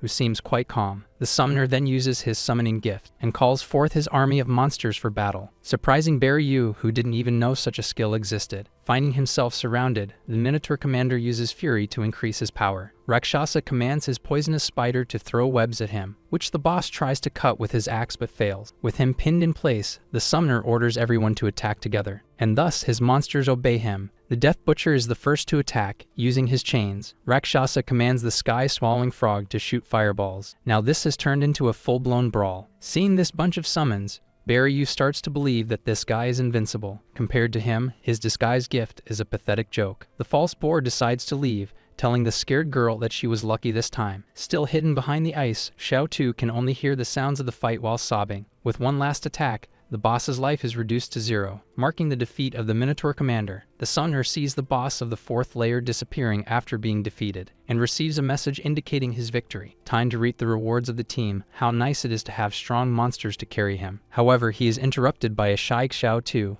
who comes to apologize to him, and hands him some orbs as a form of thanks for saving her. When the water hits the backside, a person even changes their attitude. The girl then steps back while Rakshasa tells her to stop stealing now. With more orbs in his account, he decides to see the face of his new monster, and summons the Minotaur commander. Seeing the portal in front of him, he thinks it's best to activate the 5th layer before leaving. Going to the real world, someone is returning from the demon domain to a small room. It's Barryu, who arrives complaining about the summoner meddling where he shouldn't. Well, the only option is to eat a cup noodles for now. However, something catches his attention when he picks up his phone. A wanted notice for Rakshasa, offering a cash reward, which makes the bald man quite happy. The next day was supposed to be just another ordinary day for Zhang Zi at the 5th Academy, until he hears them talking about a post from Shu Guang on the Demon Domain forum. Confused, he decides to check his phone to see what it's about, and it's like a 4chan of this universe. Any adventurer can join and speak freely, so much so that it is the most active and influential communication platform in the Demon Domain. Accessing the forum, Zhang Zi is shocked to discover that he is on the wanted list, even more so when he reads the client's name, Shuguang Organization. He concludes that Wang Jiwen managed to send his information before being defeated. There's no way around it. He will need to find more allies in the Demon Domain to accompany him. Entering the classroom, 2 classmates are discussing the events in the 4th layer. The topic seems to excite them. Even though it happened a few days ago, Zhang Zi barely sits in his class when he hears Wang Yang calling him. Unable to contain his joy, he starts chattering about his idol's feat in the death zone. However, it seems he is being summoned today, as someone calls for him again, shouting. Suddenly, the door is kicked open by a thug named Ayu, who doesn't stop yelling for Zhang Zi to show up. The other students are left confused. What does gang leader Ayu want with him? Seeing that he needs to intervene, the young man asks his friend to step aside. Approaching him, Ayu says he wants to replace him, according to the voices in his head, but he soon decides to charge at him with a chair he grabbed on the way after hearing his response. Zhang Zi manages to dodge the attack and lands a punch on the delinquent's face, sending him crashing into a wall. Some members of his gang rush to help Ayu, while Zhang Zi seems disappointed. Perhaps he expected more from a rank B. Outside the classroom, the students who witnessed the scene can only talk about it now. However, Zheng Hao seems more focused on measuring the strength of the punch thrown by Zhang Zi, which was weak until recently, but now he has become Thanos punching Captain Marvel, unwilling to accept having his place at Kingdom Martial Arts School taken from him. At night at home, Zhang Zi warns his sister that the streets have been dangerous lately, but the girl reassures him, saying that the guards at her school are all specialists. Seeing her brother face monsters every day, she is curious to know about her domain. Zhang Feng can hardly wait to find out what hers will be. In the Demon Domain, the summoner prepares to venture into the 5th layer. However, he notices an abnormal number of people as soon as he enters the place. His wanted poster is having an effect then, and leaving that altar is not a viable option at the moment. His only way out is to return to the 4th layer and hunt more bosses to form a team of their own. Time to get out of there, thanks and goodbye. And the hunters were left there, twiddling their thumbs. Back in the 4th layer, Rakshasa is looking for bosses for his collection, until he notices someone hiding behind a tree and tells the person to show themselves. But he soon gets startled when he feels his leg being grabbed. It's Xiao Tu again, this time apologizing and asking for help to get to the 30th layer. Wanting to talk civilly, the summoner asks the girl to let go of his leg, but she doesn't let go and says she will only stop if he promises to help her. And he does. The whiny tick tactic works like a charm. Xiao Tu offers him everything she has of value as a form of gratitude. However, Rakshasa declines the items and says he will only accompany her as far as he can. With that, they form a group. When asked, the girl explains that her domain is called Prestidigitation. The summoner then has the idea to use this on the bosses, making her curious to test it. He also questions her reason for going to the 30th layer, and she says her father disappeared there. Making him gulp, The chances of him being 6 feet under are extremely high. Sometime later, the two find the boss finishing off a group of adventurers, whose last member has just taken an axe blow. It seems their turn in line has come. Rakshasa then uses his summoning domain, calling forth his army of minions for battle. The plan is quite simple. While he distracts the boss, Xiao Tu takes the opportunity to try to steal from him. Preparing his bow, the summoner orders his monsters to attack. All obey him, starting with the Butcher of Death, but it doesn't take long for everyone to start beating the creature. Tired of taking hits, Commander Minotaur goes into a fury and tries to charge at Rakshasa, who quickly summons his venomous spider to trap him with webs. With him pinned to the ground, it's time for Xiao Tu to shine. She approaches from behind and uses her prestidigitation on him, acquiring a hard horn from the Minotaur. That might make a nice horn to annoy the neighbors. The boss lets out a furious roar, scaring the bunny girl, but the summoner appears by her side and reassures her. Seeing that his plan worked, he encourages her to keep stealing from him, and so she goes back to take more things from Commander Minotaur. This time, a piece of cowhide. Upon seeing him roar once more, Xiao Tu starts to provoke him and sticks out her tongue. Rakshasa decides to keep the materials for now, as he found nothing useful about them. Closing his guide, he believes they have gathered enough items, and he tells the Death Butcher to finish off Commander Minotaur. With the portal open, he warns that he will just make a quick stop at the 3rd layer and will be right back. Before proceeding, the summoner wants to catch one more Goblin King for his collection, so he arranges to meet Xiao Tu at the altar of the 5th layer later, and summons his new Commander Minotaur to set off. All set, it's time to collect some more monsters. In the 3rd layer, an explosion can be heard coming from the Goblin camp. It's Rakshasa and his team of bosses defeating the Goblin King once again. His luck was high this time, as he didn't have to compete to face him. Now with his list complete, there's nothing to fear if ambushed by hunters. Well, time to move on. Arriving at the altar of the 5th layer, the summoner is already greeted by Xiao Tu, who warns him to be careful as there are many people behind him for the bounty. But Rakshasa reassures her. Suddenly, he is called by Yuying, who is accompanied by 4 other adventurers. One of them is Long Wang, who quickly recognizes the bunny girl by his side. When questioned about this, the summoner replies that she has changed and will not steal anymore. And Xiao Tu extends some orbs to the fighter as a gesture of apology. In the end, Long Wang forgives her. Being a gentleman with women is sometimes difficult. The leader of the group, Zhu Shen, greets Rakshasa and asks to be friends. However, he warns that it is not very safe as he is in the sights of bounty hunters, arousing the curiosity and greed of the group's healer, Jinkin Chao Gongshu, who asks to be allowed to capture him so she can keep all the money. But she is interrupted by Long Wang. He just earned 1.5 million recently and already wants more. Hearing this, the summoner connects the dots. She is Shen Mengdi, the hunter from before. Zhu Shen asks for a bit of cooperation from Xiao Gongshu, who ends up agreeing. Long Wang starts chattering about Rakshasa's summoning gift, saying it works even with bosses,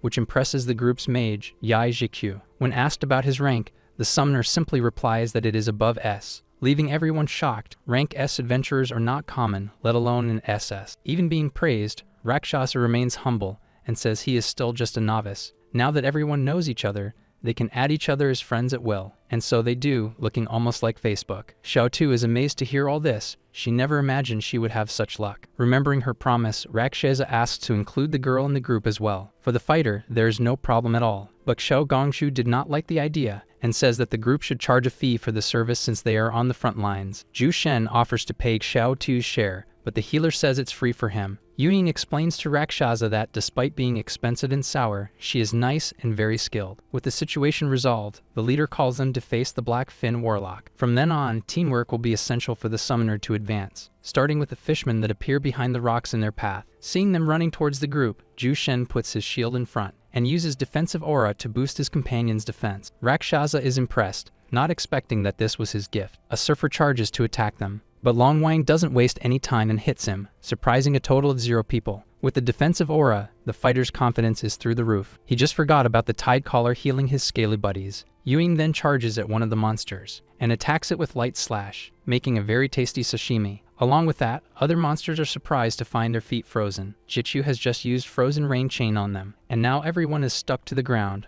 unable to move. The summoner and the rogue watch the fight, amazed by the team's perfect coordination. Frozen, the monsters turn into chunks of ice in Long Wang and Yuying's hands. Wow, these guys are so impressive that Rakshasa didn't even have time to do anything. After the battle, the group heads towards a large stone pillar, and Zhu Shen tells everyone to touch it to receive the blessing of the water god. Rakshasa is confused, but Yuying explains that it's so they can breathe underwater. With that, he touches the stone and is blessed for 1 hour. Amen. After so many failures, Long Wang hopes they can defeat the boss this time. Strategy guides to defeat him are more valuable than limited edition books. This makes the summoner even more determined to have him in his collection. In the depths of the sea, the group continues on their way. Out of fear of water, Long Wang teases Shou Gongshu, who only threatens not to heal him. Suddenly, the 7 adventurers bump into someone Zhu Shen quickly recognizes. Hai Liqui and his companions had to flee from the boss right after he reached the 3rd phase. Seeing that they will face him too, he wishes them good luck and heads towards the coast. The leader says that this gentleman is a rank S who has been trapped in this battle for almost a month. And Yuying explains that the fight against the Black Fin Warlock is divided into 3 phases. First, he sends hordes of minions to protect him before entering the fray. Then he attacks with Dark Charge, dealing significant damage to the target and even pushing them away. And finally, with less than half health, he uses Sacrificial Death to attack in an area. In other words, he is the typical boss from some Final Fantasy. Zhu Shen suggests that the group be divided into roles to face him this time. With the new strategy ready, they finally arrive at a ruined structure, from where they can see a black energy emanating from something in the center. It is the Black Fin Warlock preparing his magic. His first phase has just begun. Zhu Shen tells everyone to stay behind him and instructs Jikyu to control the horde of minions. Someone is going home with 5 sushi boats today, huh?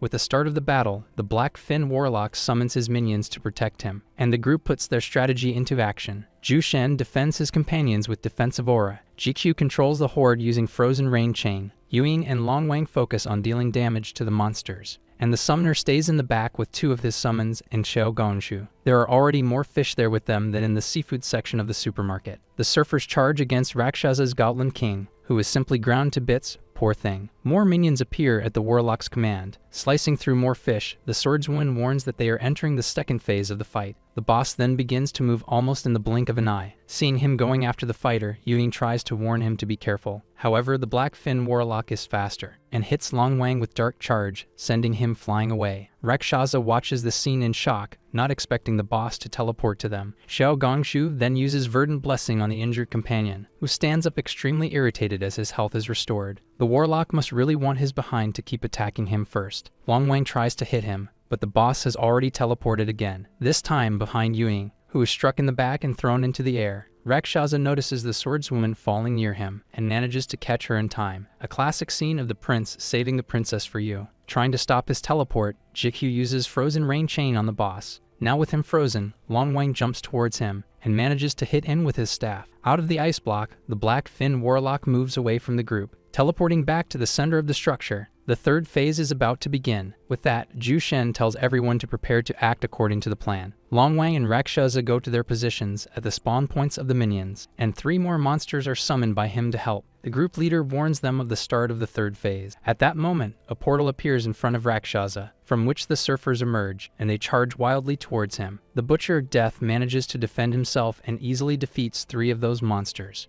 adding them to Rakshasa's collection, who doesn't waste time and summons them. Long Wang is amazed by that scene. Rank SS really are impressive. The distraction was so great that he almost got run over by surfers coming out of the portal. However, instead of attacking them, they head towards the Black Fin Warlock, that grabs you by the head without mercy. He is preparing the Sacrificial Death. The boss uses the servants at his disposal to drain their life energy, and thus conjures Sacrificial Death. With that, the adventurers are struck and cursed. Reading the effect of the Curse of Death, the summoner is astonished by how strong it is, but the plan must continue. There's no way they will let the warlock use that again. Jikyu continues using Frozen Rain Chain on the remaining surfers, keeping them trapped so they cannot approach the boss. Meanwhile, Yuying grabs her rapier to finish them off quickly, turning them into ice cubes. Long Wang also attacks the servants, now out of patience. Rakshasa tries to think of how to end this battle before they start to drown. The Black Fin Warlock uses Sacrificial Death again, increasing the curse's effect. His magical attack is now 40% stronger. Everyone is healed by Shou Gongshu's Verdant Blessing, but it's only enough for 1 out of 6 people. Anyone who has played support will understand this suffering. The fishmen continue advancing toward the group without stopping. After defeating another one, Yuying says they can't keep going like this. Another servant comes within the boss's reach. He grabs it by the head and conjures Sacrificial Death once more. This time, his magical damage is 3 times stronger, hitting the swordswoman squarely in the chest. and making her fall to her knees, extremely weak. If everyone is defeated in the demon domain, they will be done for. Suddenly, staffs conjuring water healing are raised, restoring the life of the adventurers who are confused at first. Upon realizing what it is, Long Wang tells everyone to look behind. Rakshasa has just summoned some tide callers to help in the battle. Well, that's how it goes. You have to let a little drama unfold before showing up to save the day. And the fighter starts with the flattery, like a straight student with the teachers. At least it relieved Xiao Gongshu, who won't have to heal alone anymore. With confidence restored, Zhu Shen encourages his companions to keep fighting. Jiqiu uses Frozen Rain Chain on the servants, and Yuying finishes them off all at once. Preparing her bow, Rakshasa orders her sky-swallowing toad to attack as well. The boss grabs another fishman to use sacrificial death, but is fatally struck by a fireball before he can conjure the spell. Zhu Shen, Xiao Gongshu, and Jiqiu watch the explosion dissipate, and see the Black Fin Warlock sprawled on the ground with 0 health. Smiling, the healer announces that the teleportation portal has appeared. Finally, the group can advance to the 6th layer of the demon domain. Long Wang approaches Rakshasa, who is staring at the ground, more precisely at the number of items that fell from the boss. Making the honors, the summoner finds an invitation to the death zone among the orbs. Maybe he can find a monster as strong as the Butcher of Death if he goes there. Thinking about it, he asks the group to keep just the card, which they agree to. The rest is divided among them. Only Xiao Tu is left out, but she says she doesn't mind. The group's excitement is so great that they can hardly wait to go to the 6th layer. With the items divided, the group prepares to advance to the next layer, which according to the Demon Domain Guide is set in a mine. However, they hear someone let out a surprised shout behind them. When they turn around, they see other adventurers approaching the area. It's Mr. Hailiqui and his group, now accompanied by a specialist. Yes, they had to hire one to carry them, which isn't cheap. Zhu Shen, always being friendly, wishes good luck to the old man, who thanks him. He will really need it, as the specialist does not accept refunds for lost time. With little choice, Hailiqui's group leaves, feeling their wallets ache with every step. Seeing the summoner standing still watching the scene, Yuying calls him to move on. He wonders if many adventurers will hire him too when he becomes a specialist. Arriving at the 6th layer, the place is surrounded by ores and gemstones on the walls, being a labyrinth of complex passages and no fixed routes. Caution is key. Xiao Gongshu looks for Long Wang, who has simply vanished. It was just a blink of an eye, and he left the altar without warning, until they hear a cry for help coming from one of the entrances, and see the fighter fleeing from an army of dogged miners. Fortunately, he managed to stumble into the altar in time. Jiqiu asks him how he managed to provoke so many of them, who are now howling in frustration. Still on the ground, Long Wang replies that he took a stone from a mine cart. Xiao Gongshu takes the red object from his hand to see if it's worth anything. Suddenly, a veteran adventurer appears to answer that question. Yes, the ores from this place are very valuable, especially if it's black gold. A mere piece can be worth over 500,000 in cash. This is because they are used to enchant weapons and equipment. Hypnotized by greed, the healer doesn't notice the stone being taken from her. With it in hand, Rakshasa asks the veteran how to enchant an item. He replies that one must go to the shop of the dwarf blacksmith, located on the 10th layer. But the ore Long Wang picked up is of common level, worth only 10,000.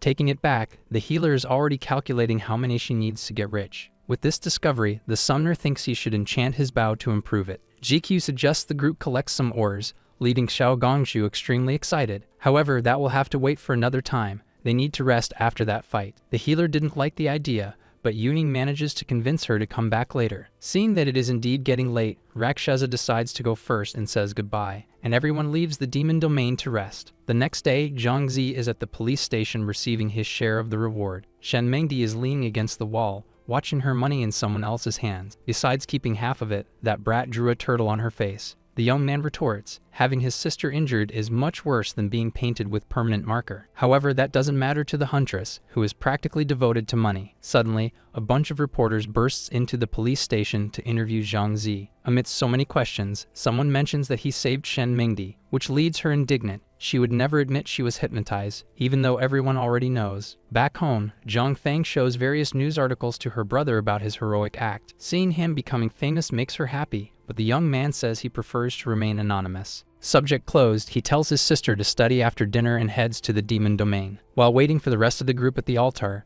the summoner checks his summoning list. To his misfortune, Xiao Gongshu is the first to arrive. She still doesn't suspect it's Zhang Zi. Yuying appears shortly after, saying that his head is now worth 5 million. Look at that. In his defense, Rakshasa was just protecting himself from a second stab in the gut. Seeing him turn into pate at any moment, she offers to accompany him in the demon domain, and gives him her personal number. Even with Yuying saying she trusts him, the summoner prefers not to savor contact, which doesn't seem to please the swordswoman much. At this point in the story, we already understand that she wants to give him some affectionate gestures. Zhu Shen and the rest of the group arrive shortly after, ready to enter the mines. Long Wang is eager to explore the place and defeat those pickaxe dogs. As the great Sherlock he is, Rakshasa notices that the fights are getting increasingly difficult. While walking through a mine, the adventurers hear sounds of pickaxes, coming face to face with two dog-headed miners mining stones in a cave. The group then prepares for combat, following their usual strategy. However, even with his mega shield, Zhu Shen feels the damage from one of their attacks. This is the power of the exploited CLT worker. Using defensive aura, the group leader tells everyone to be careful. Qiqiu then conjures freezing rain chain, so that Long Wang and Yuying can defeat them more easily. Rakshasa limits himself to summoning the Butcher of Death and 2 surfers for now. However, they didn't expect the ice to break ahead of time, causing one of them to break free. The dog-headed miner charges towards the fighter, and hits him with his pickaxe, dealing quite a considerable damage. Seeing this happen, the mage can only find one explanation: he is resistant to ice. This shocks the summoner. An A-rank spell like that did almost nothing to these monsters.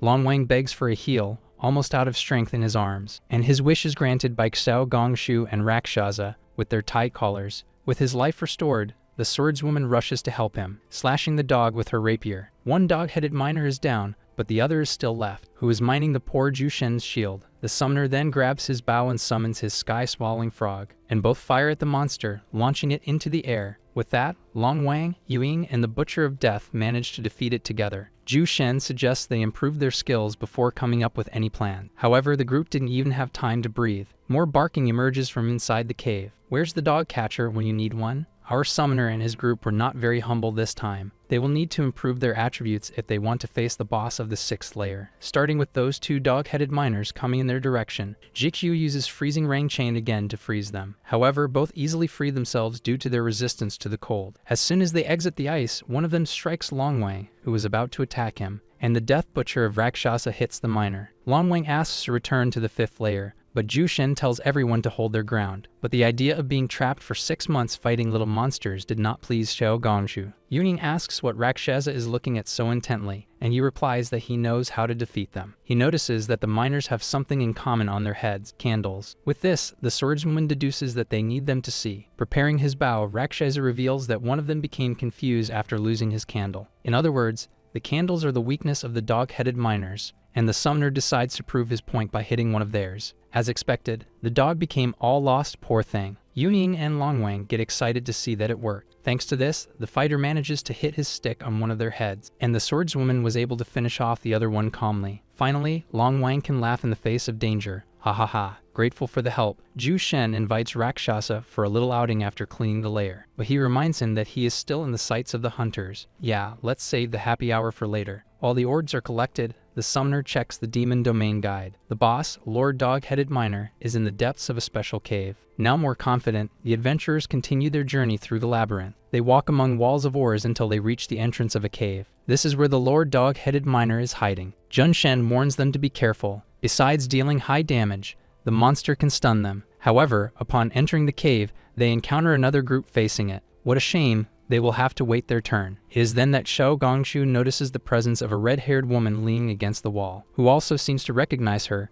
Her code name is Loyan Cheo Xinganu. Mocking, the redhead asks if the young woman has finished paying off her family's debts, and continues to provoke her, now calling her friends incompetent subordinates. Rakshasa becomes worried, but Yuying and Long Wang say he doesn't need to interfere. Suddenly, the gunslinger from Xiao Xianu's group appears and asks if she knows them. She says that Xiao Gongshu humiliated her several times in the past, so of course she wouldn't forgive her. The redhead then decides to adopt a new strategy, bribing her friends with money, which leaves the healer trembling with rage. Long Wang quickly refuses, saying he would never sell out his friends even if he were poor. As My Little Pony says, friendship is magic. Seeing that she won't gain anything from this, Xiao Xianu claims to have already reserved the boss, and challenges them to try to take it from her while her subordinate aims the gun at them. However, upon seeing their S-rank equipment, Rakshasa stops Long Wang and retreats. With that, Xiao Xianu and her gunslingers send the group packing. The truth is that the summoner has a trick up his sleeve. The other group is still very busy facing the Lord Dog-Headed Miner. It would be a shame if a barrel full of dynamite exploded behind them. The explosion startles Xiao Xianu,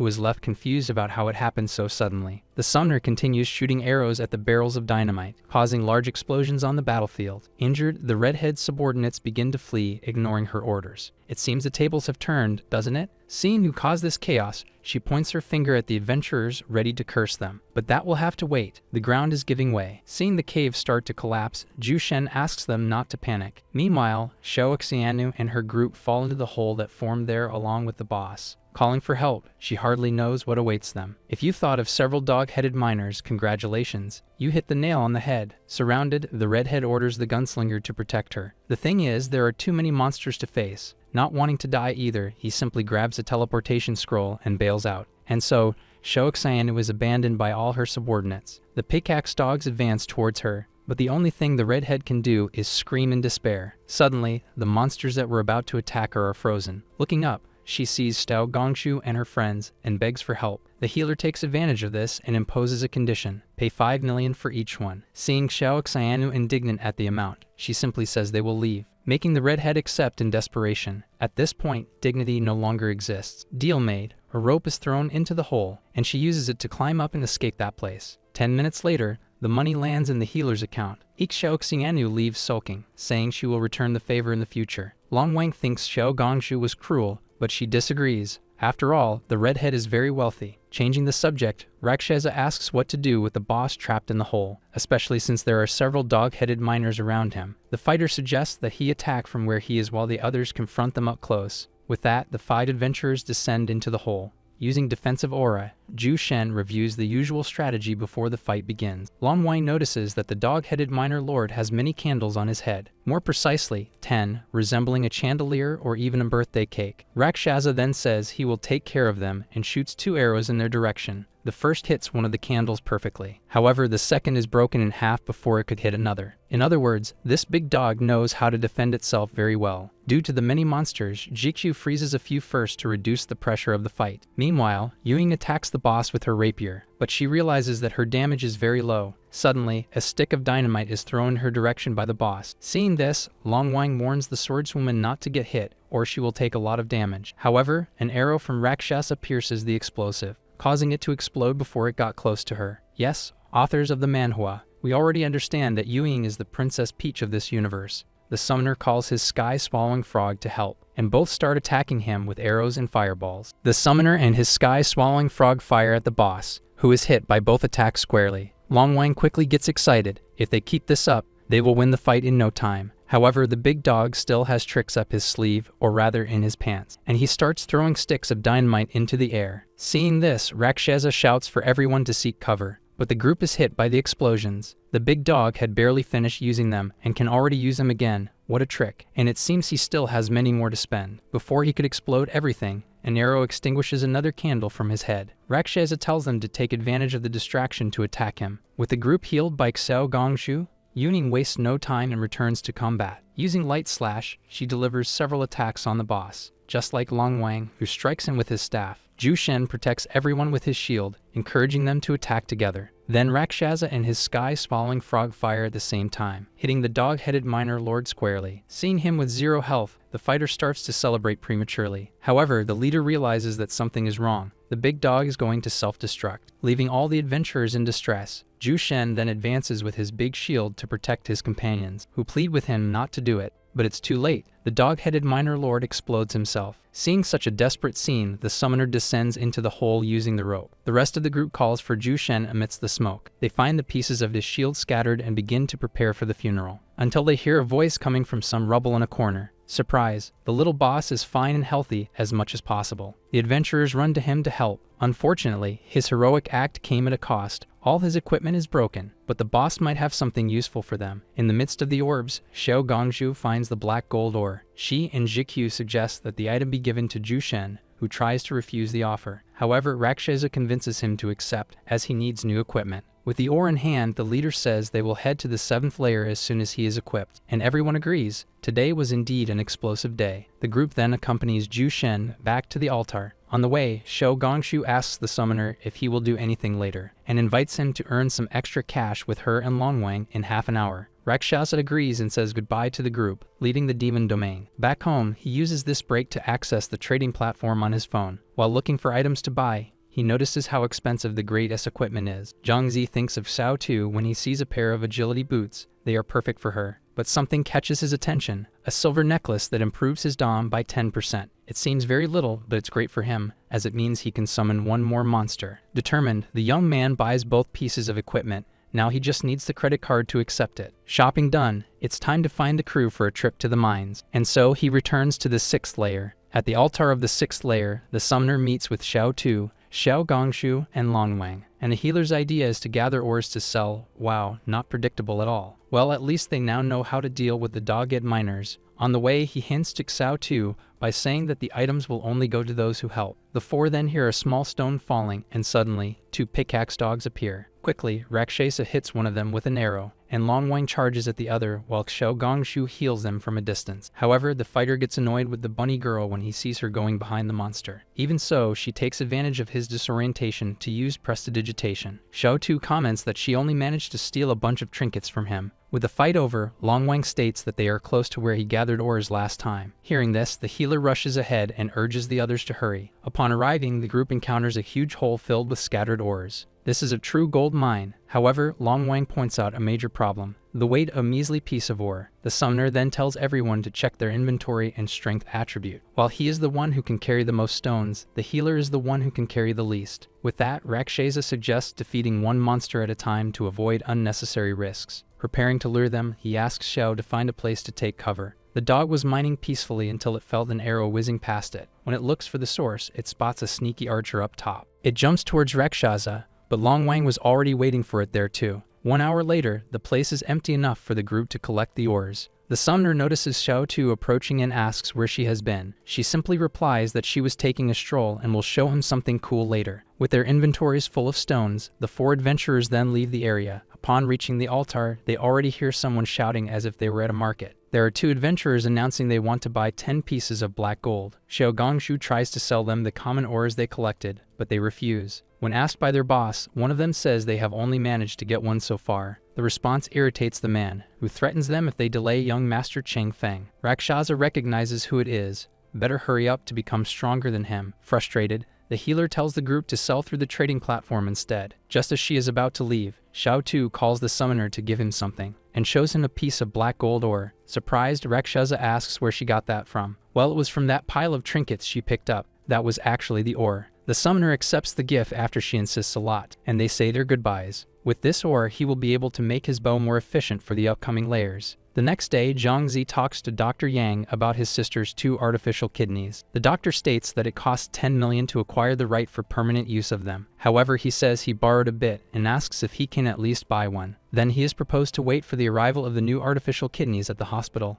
and he agrees. The conversation is interrupted by the sound of the door opening. A bald man enters the office demanding to speak privately with Dr. Yang, who asks the young man to go ahead and says he will notify him when he has news. With little choice, Zhang Zi simply leaves the place. Now alone, the bald man tells the doctor that they need to go to the demon domain tonight. And what important task do these 2 need to do, you ask? I have no idea, as the scene cuts to the protagonist thinking about how to make money. Going to the 7th layer of the demon domain, it seems things are a bit tense around there. Upon arriving at the altar, Rakshasa sees Zhu Feng asking everyone to calm down, and approaches to ask what is happening. A group of crazies is attacking other adventurers all over the demon domain. Worried, Long Wang agrees with the suggestion to stay away for a while. Suddenly, a scream catches everyone's attention. An adventurer is being taken hostage outside the altar by a madman. Seeing the administration of the place there, the so-called Mogi from Wixao delivers his message to Zhu Feng, which is to give a lick to the neck of the poor random guy with a dagger. Crime committed. The guy leaves right after. Zhu Feng notices that it is someone from the Shuguang organization and is outraged by the audacity. He then goes in search of the criminal,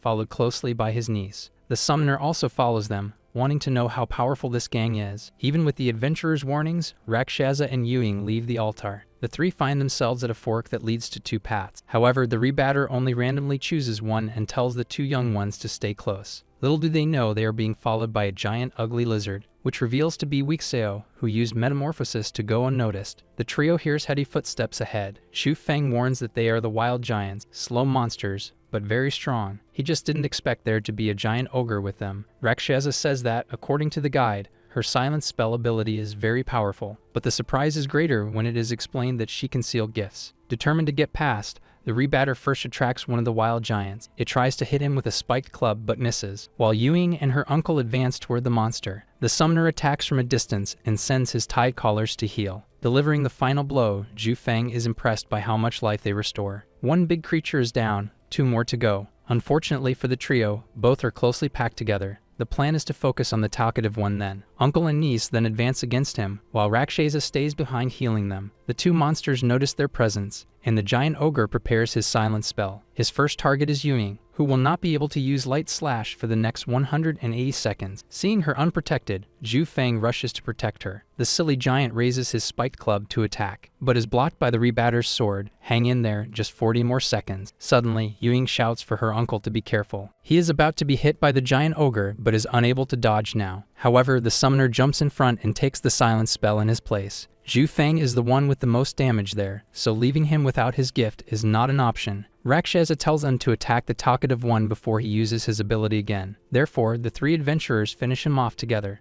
and the giant ogre falls hard to the ground. Only the last wild giant remains now, but the summoner feels that something is wrong. Think with me, there are monsters blocking the way, so the runaway must not have gone that way. Before they could think too much, Zhu Feng is alerted to something behind him that moves quickly to the other side, leaving him confused. As he turns around, he comes face to face with a giant lizard about to attack him. However, he soon realizes it is transformed Wixeo. The rebatter is then struck by the creature, feeling a strong claw scratch. Seeing him call the other 2, the criminal mocks their slowness in noticing him, and Zhu Feng warns them to be alert for possible surprise attacks upon seeing him disappear. Now it's time for Rakshasa and his little monsters to shine. Wixeo was going to attack him first, but is surprised by the sky-swallowing frog beside him. He also notices a death butcher there and wonders if this is the summoner's doing, who has the following plan: to shoot fireballs everywhere until he hits the lizard. And the idea really works. With the criminal located, Rakshasa and his death butcher attack him, causing him to fall from the wall and return to his original form. Unable to continue, Wixeo says that the trio was lucky today, and grabs a random teleportation scroll. Before fleeing, he laughs loudly and says that the Shuwang organization's hunt will never end. Unable to stop him, Yuning asks her uncle how dangerous she is. Xu Feng reports that the gang has already decimated a team of excellent rank members before. In other words, Rakshasa, don't be a stone fool and pay attention. Not knowing where the criminal went, the trio decides to return to the altar. Far from there, Wixeo is sitting reporting the incident to his leader, Yilu Shuguang.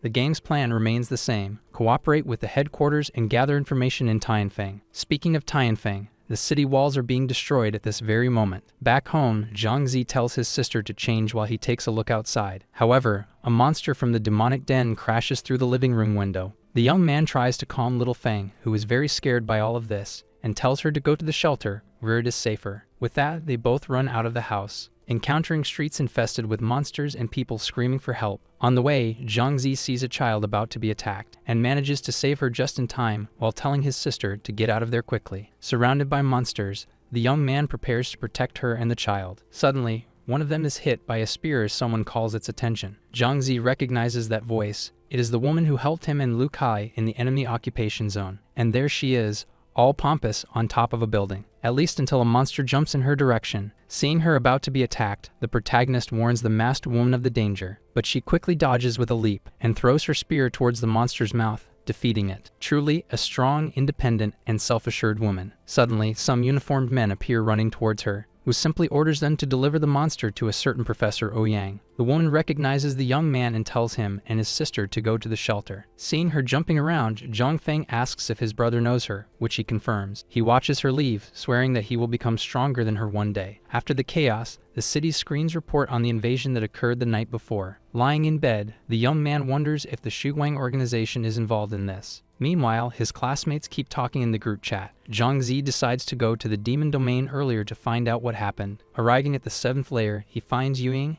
Zhu Shen, and Long Wang discussing the invasion. Due to the urgency of the situation, several specialists in the demon domain are being recruited, which frustrates the fighter, but hey, the way now is to strengthen himself and face the boss. On this, Rakshasa emphasizes that the current one can only be faced by up to 3 people. Then Zhu Shen suggests planning a strategy on the way to where it is located. According to the guide, this place opens every 12 hours and only a team of 3 can enter at a time. With this in mind, the leader says he has an idea to divide the group into 2 trios. The first being him, Jikyu, and Xiao Gongzhu, and the second, Yuying, Long Wang, and Rakshasa. The plan seems good. They might even finish faster than usual. Seeing Xiao Tu being left out, the summoner says he will help her as soon as he can get through. As there are no monsters on the way, the group heads straight to the boss Etan's cave and encounters several adventurers being blocked from passing through the door by 2 men. Rakshasa recognizes one of them just by the codename Young Master Tyrant of the Chen family. Zhu Shen comments that the other guy, Fenjin Jushi, seems to be a top-notch specialist. According to the old man, today is a special day for his young master, so he has to go first, which infuriates everyone there, who have been waiting for the boss for hours before them. Jushi then decides to show that one should not disobey the elders,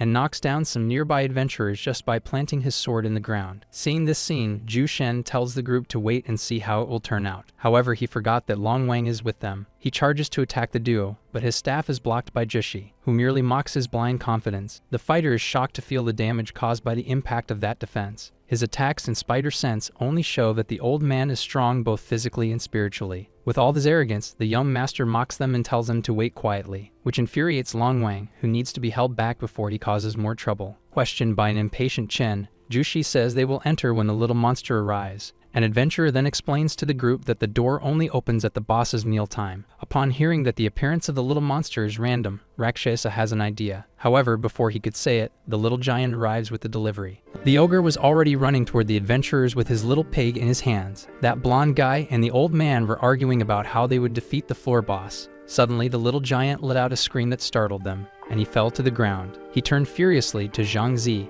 asking why he had attacked the little giant. The dark-haired man simply said he didn't care if the other needed to defeat the boss. He wanted the little giant. The other got even angrier and began shouting uncontrollably about causing trouble there. Zhang Zi explained that if he couldn't fight the boss, then no one else would either. Already itching for a fight, the blonde said he would show them how powerful he really was. But the old man, far wiser than him, told the boy to calm down and not fight them. He gave in and dropped the idea, but said that unless he fought the boss, no one else would. Zhang Zi told him not to worry, he could make everyone there fight without him. The guy mocked his confidence, making fun of what Zhang Zi had just said. Zhang Zi said nothing more, just drew his bow and shot at the little giant. Everyone stood open-mouthed, astonished at how easily the creature was gone. Now that Chen was truly angry, the calm old man told him to rest and wait for the boss to regenerate. He told the 2 men who were with him to stay a little longer, while he would leave. The people around also felt disappointed, and Zhang Zi told them to wait. The crowd thought it was nonsense, and they were all leaving in a bad mood. Some murmured that Zhang Zi and his group had made the wrong choice by going against Chen.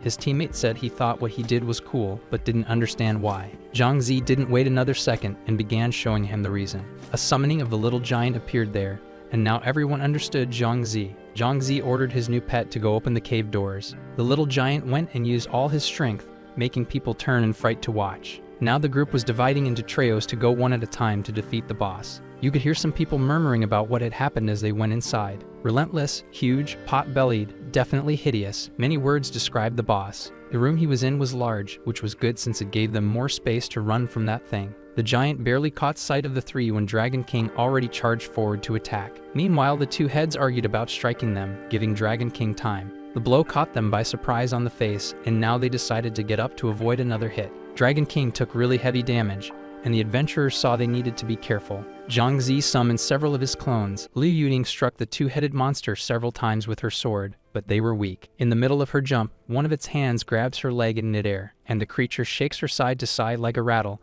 and then throws her to the ground. Her teammate runs to help her, but he is hit by the monster as well. The 2 are thrown far away, crashing hard onto the cold cave floor. Zhang Zi summoned some copies while the 2 got back on their feet to fight. He asks the frog to swallow the heavens and breathe fire while he shoots an arrow. But the giant boss protects itself from the fire using its weapon, which is also gigantic. They realize that the adventurers have helpers and prepare for an attack. A green shadow begins to emerge from the ground from its extremely powerful magic. Oh no, a clone of the giant is being made, resembling Zhang Zi's talent. The clone is preparing to attack Zhang Zi, and Liu Yuning warns him to be careful. The boss of this layer is so powerful that he defeated another boss in one go. His strength is terrifying. He kills Zhang Zi's monsters without any problem. Dragon King and Liu Yuning join in a double attack while Zhang Zi sends the butcher. It seems that when they attack together, the effect is better, and they manage to deal significant damage to him. Even the adventurers were impressed by this. They hurt the monster's eyes. Zhang Zi suggests they try a new attack like that, grabbing his bow and arrow. The three charge at him again,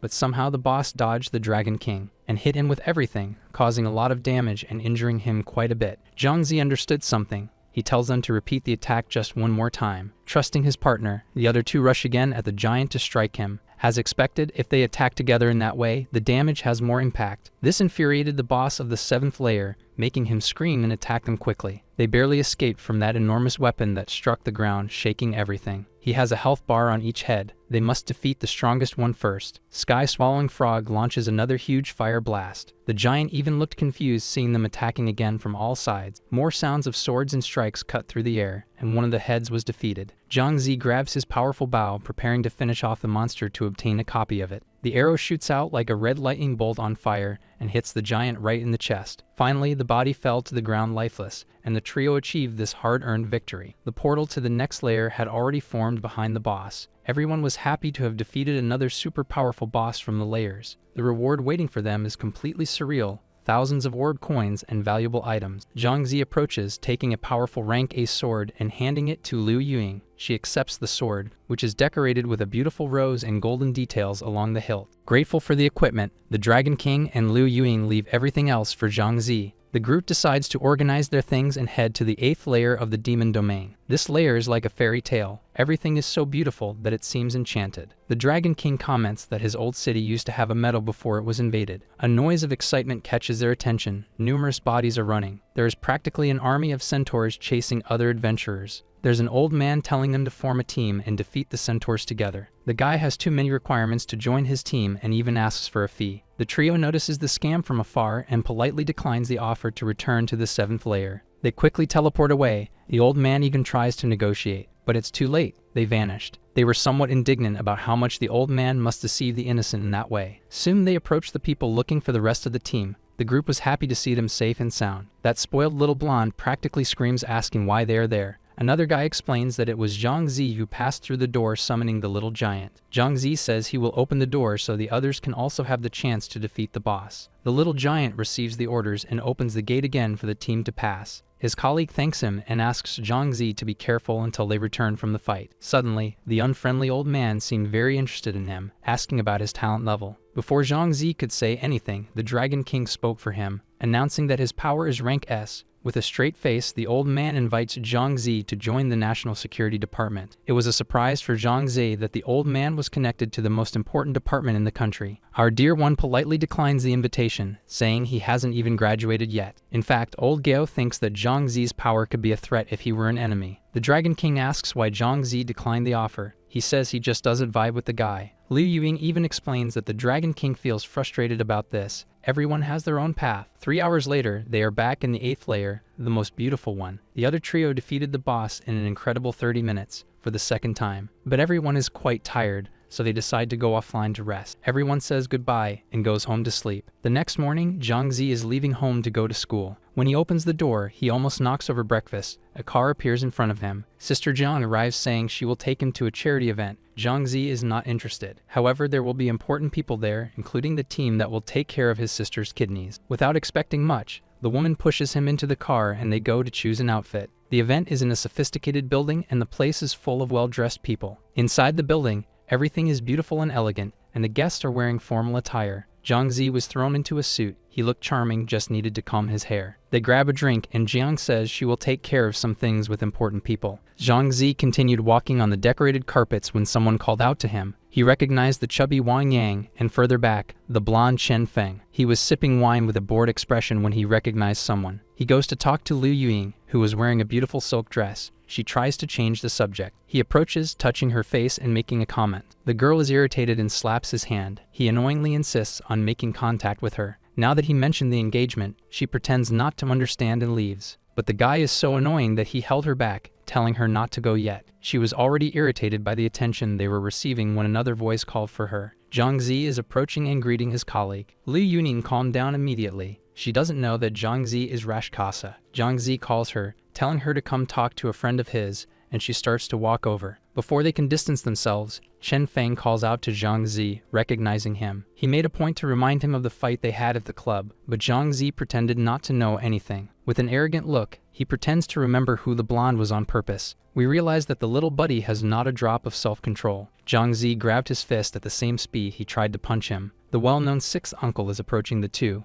catching their attention. Liu Yuing and Zhang Zi were happy to see him there, unlike a certain someone. He says it would be good for Chen Feng to confess a little and cause less trouble. But before leaving, the blonde says he will still officially propose to Liu Yuing. She was quite upset about this. The uncle assures her he will free her from the arranged engagement. The old man turns to Zhang Zi, thanking him for his help and asking if they know each other. Zhang Zi would like to talk, but it's not the right time to reveal his identity, so he leaves. The uncle jokes that the young man must be interested in her. She finds him very familiar. He quickly calls Liu Yuing to accompany him for an important conversation. Meanwhile, the chubby guy admires Zhang Zi's courage to provoke Chen Feng. In the hall, everyone seems to turn towards the door as if expecting someone. The large door opens, and many people greet Director Dongfang. We realize he is the old man from the National Security Office of the Demon Domain. Soon, Sister Jiang began speaking into a microphone announcing an auction. The proposed item is a super rare and unusual painting with calligraphy. Zhang Zi quickly recognized the work. He wonders how it ended up there. After looking around, he noticed that Chief Lai is there, that scoundrel. Zhang Zi wants to seek justice for the young men who lost their lives and calls the chubby guy to help. He is explaining the plan, although the other looks at him suspiciously and untrustingly, but nothing that a little drama can't do to convince the chubby guy to help him out of pity. The young man slowly walks behind the stage where the auction piece should be. He doesn't even breathe from tension when he presses a button while the girl is receiving bids. Suddenly, the image of the other chubby guy delivering the piece to Chief Li appears.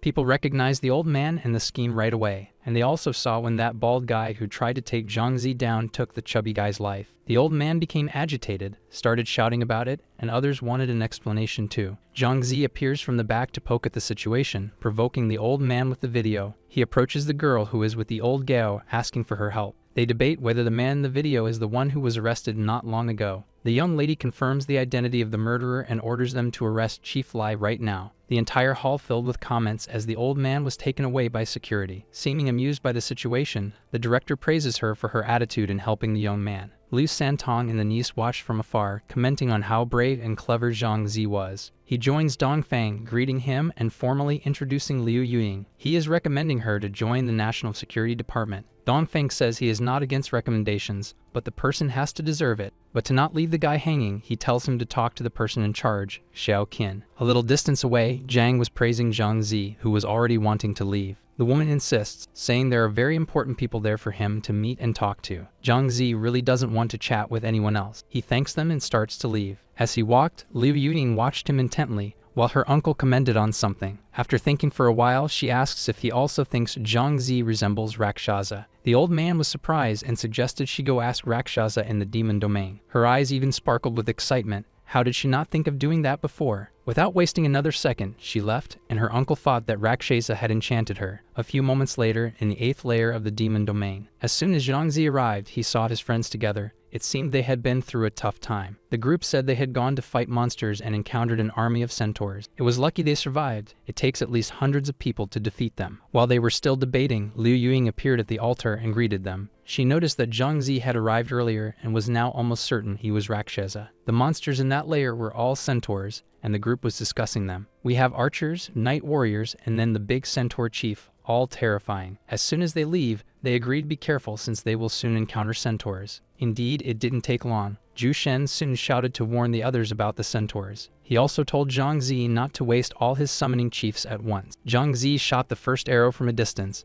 hitting the centaur squarely in the rear. At the same moment, it turned around furious, heading towards them to attack. Zhu Shen used his shield to defend against a strong blow, while Liu Yuing and the Dragon King charged in. The Dragon King got closer, and they began to fight while the centaur focused on him. The rest managed to launch attacks from a distance, hitting other parts of the monster. Liu Yuning made the final moves, striking several times with her sword. Thus, they defeated that centaur, which dropped a weapon and some soul orbs. Zhang Zi summoned several of his beasts to help make it easier and faster. With no time to rest, the group got back into position, and more centaurs attacked. The Dragon King and Liu Yuing worked together, attacking in tandem. Zhang Zi's monstrous summons also performed well as always. Zhu Shen attacked repeatedly with his power, leaving the monsters with no escape. Not bad. They took down 3 at once, and Zhang Zi even suggested forming a guild. But quickly everyone opposed the idea and gave reasons why it would be so difficult to have a guild. Without saying anything more, Zhang Zi continued to think, maybe in the future, it would be nice to have one. In any case, they don't have the strength or resources to form one now. They need to evolve. The group was approaching the Centaur Fortress, but there were already people there. They got closer, and Zhu Shen greeted the short man in the middle of the conversation. Black Li Ku explained that the chief there is an elite chief, even more powerful. Zhang Zi tensed when he heard this, imagining how monstrous he could be. If the one from the first layer was extremely strong, they wouldn't stand a chance against one from the 8th. Well, with no hopes, they were deciding to leave early and go rest. Liu Yuying was going to take the opportunity to talk to Zhang Zi, but he was already leaving. The next day, early at school, Zhang Zi arrived in class, and his classmate was already excited. The chubby guy asked why Liu Yuying had come looking for him twice before he arrived. Before Zhang Zi could respond, she popped up at the door, calling him to talk. All the boys were whispering curiously, watching the two through the window. Wang Yang interrupted, saying he would tell the story of Zhang Zi and Liu Yuying. Like a historian, he began to invent that Zhang Zi was in love with her, and that he finally had his feelings reciprocated, but it was a secret. Out of nowhere, a girl blurted out that she must have had a child with Zhang Zi, shocking everyone. Far from all this gossip, Liu Yuying was thanking Zhang Zi with a notebook of fights. He said he couldn't accept it, but she insisted since she knew he wanted to go to martial arts academy. Zhang Zi felt a bit uncomfortable, thinking she might have discovered his identity. In the evening, Zhang Zi got home and ran into Shang having coffee. The woman teased him. She came for a home visit as his sister's teacher. Xiao Feng offers him some fruits that the teacher brought for them to eat. Shang comments that he knows about the overdue rent and the value of his sister's kidneys. Zhang Zi says he can take good care of them, and she asks him what his future plans are. She gives him a number and says he can call her if he needs to, and to think about his sister as well. Zhang Zi thinks she wants to recruit him for the National Security Department. The woman must have been keeping an eye on him for some time. He thinks about what happened, and he informs Xiao Feng that he will enter the domain earlier. She says she would like to go there one day. Once again, we are faced with the green and blooming fields of the 8th layer. Zhu Shen and Dragon King talk to Zhang Zi as soon as he appears. They comment that they hope the elite chief has already been defeated. They want to go see. A discussion catches their attention a few meters away. Irritated, an archer is being rejected from a guild because he is weaker. It seems that archers have to work harder than others in the demon domain. Zhang Zi impulsively introduces himself, saying he wants to form a guild of archers. The archers who were there were totally surprised, of course. Some people wasted no time in dismissing Zhang Zi's idea and criticizing him. His friends also say that things are not that easy and that he should abandon the idea. But all Zhang Zi said was, if he said it, he will make it happen. The archers felt inspired and accepted. The only thing they have to lose is their lives. Zhang Zi then announces that only that day he will be recruiting for free. A crowd formed around him to join the guild. Everyone wants to be part of it. His friends decide to join as well and support him. After all, they are in this together. A quick group conversation and everyone decides to join Zhang Zi. They humbly ask Zhang Zi if he would accept them even if they are not archers. Of course he would. Zhu Shen worries about how Zhang Zi will manage so many archers during combat. In a leak, the guild had 100 archers. Zhang Zi tells them to buy a shovel and come back. The guy is a bit confused, but Zhang Zi says it has to be something for them to dig. Now it's just a matter of waiting, because the show is just beginning. Then the crowd starts to follow Zhang Zi and his group. Some members, others just wanted to watch. They made good progress in a line until they were near some centaurs, and Zhang Zi stopped. Zhang Zi commands everyone to obey his orders because he will lead the attack. One of his friends says it could be a problem, but Zhang Zi tells them to wait. He tells the archers to prepare and wait for the order to shoot their arrows. Zhang Zi fires the first arrow,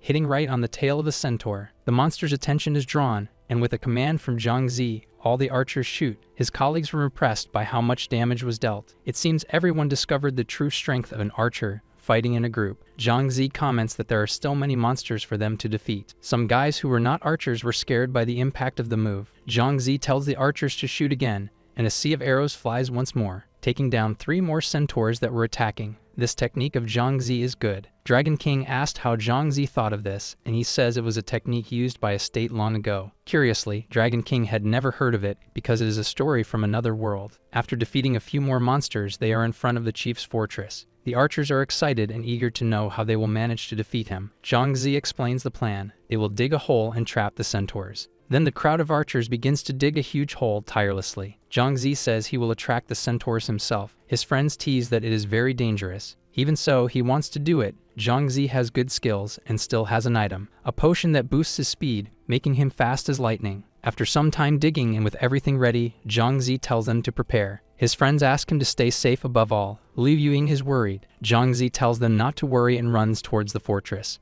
The group watches as he moves away, wishing him good luck and that everything goes well. There are so many tents in the area. The chief must have gathered hundreds of centaurs. Zhang Zi takes a closer look and sees that it is still the elite chief from the other day. He shot an arrow that passed right in front of the chief's face, barely grazing him. Furious, the centaur chief quickly raises his flag announcing a bloody battle. A crowd of centaurs charged towards Zhang Zi. He grabbed his speed potion and drank it in one gulp. Soon he was running and taunting the beasts to come after him and try to catch him. Further ahead, the group and the archers were waiting for the arrival of the centaurs. Now everything depends on this moment, whether the centaurs will fall into the trap or not. Zhang Zi ran past the rope, managing to reach the other side, and the centaurs began to fall one after another, unable to stop running. Zhang Zi orders the archers to shoot their arrows at the centaurs. In this way, hundreds of centaurs were killed almost all at once by them. Everyone watching the scene was shocked. It was something spine-chilling. The archers were also very happy and excited to be able to attack this way. Zhang Zi tells them to clean up everything the centaurs left behind to distribute later. For the first time, his friends felt somewhat useless for not having helped at all. There was still a lot of work to do. That was just the first wave of centaurs. There were 2 more to come.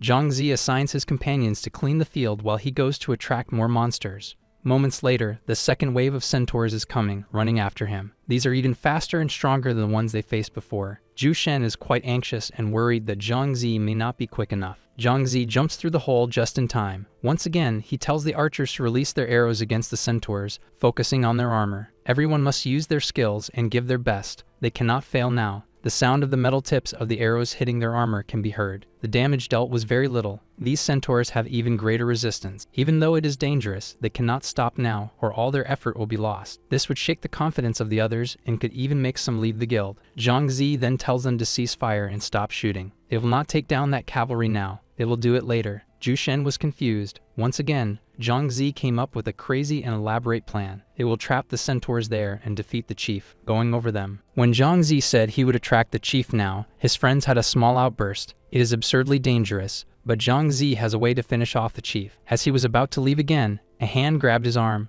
The redhead tried to stop him from going. She asks him again to be very careful, and it is impossible not to notice her rosy cheeks. Zhang Zi says that if she wants to convince him, she has to at least let him kiss her. Liu Yuying blushes even more and says he can do that. He can kiss her. But then he took advantage of her letting go of his hand and ran off, saying it was a joke. Poor thing. Zhang Zi is summoning one of his bosses to help him. He didn't know he affected the redhead so much. The archers watched in awe as he rode out on a kobold. They reached where the centaur chief was, and Zhang Zi told him to throw some bombs. The wolf was preparing with the bombs while the chief also called his pack. When Zhang Zi said he could shoot, the kobold fired while Zhang Zi drank the potion. Some of the cavalry centaurs were defeated there. Zhang Zi would have to sacrifice him. The elite centaur chief charged at Zhang Zi, trying to strike him, but he dodged. Meanwhile, the centaurs were fighting with the kobold, and it didn't take long for something to happen. Before long, the summoning began to turn red and grow like a huge loaf of bread. A gigantic explosion occurred. It self-destructed right there in the fight. After the smoke cleared, Zhang Zi was already running again with the chief and the others behind him. Everyone prepared at the same time, anxiously waiting for the final moment. Zhang Zi arrived and jumped as fast as he could,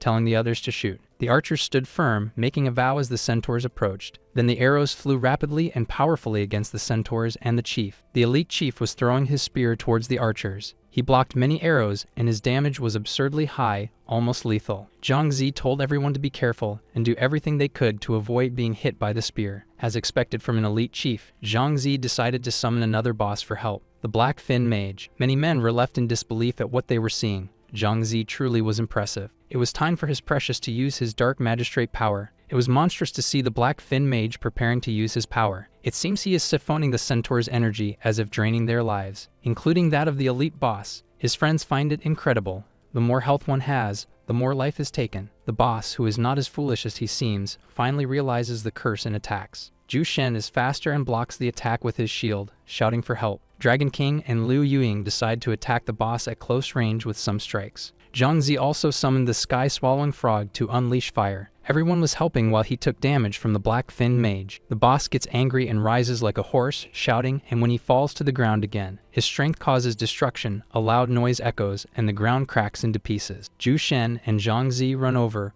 worried about their friends. A giant boss is summoned by Zhang Zi at that moment, while the centaur boss was preparing to attack again at any moment. He throws his spear towards the black-finned mage, hitting him squarely. A blow that took his life instantly. He falls to the ground, disappearing. Zhang Zi became angry. He can't afford to lose anymore and will focus on ranged attacks. He orders his archers to attack again, and a sea of arrows rains down on the boss. Along with that, the frog shoots its fire, and the two attacks together surprisingly. Deal absurd damage, taking almost all of that boss's life. Liu Yuying runs to attack as well, her strikes becoming stronger after the curse. Zhang Zi prepares to shoot another arrow at him. It seems that the elite centaur boss will finally be defeated. To Zhang Zi's annoyance, he didn't deal much damage, so he ordered the frog to attack again. Another burst of fire is unleashed, and the boss suffers a new wave of significant damage. And finally, his life reaches zero. After countless struggles they endured, the creature falls to the ground, defeated and lifeless, still in disbelief about what happened. Zhang Zi was congratulated for killing the boss of the 8th layer of the demon domain. People are happy and feeling very grateful to Zhang Zi for being able to move on to the next layer now. The little princess is completely enchanted with all the rewards from the centaurs.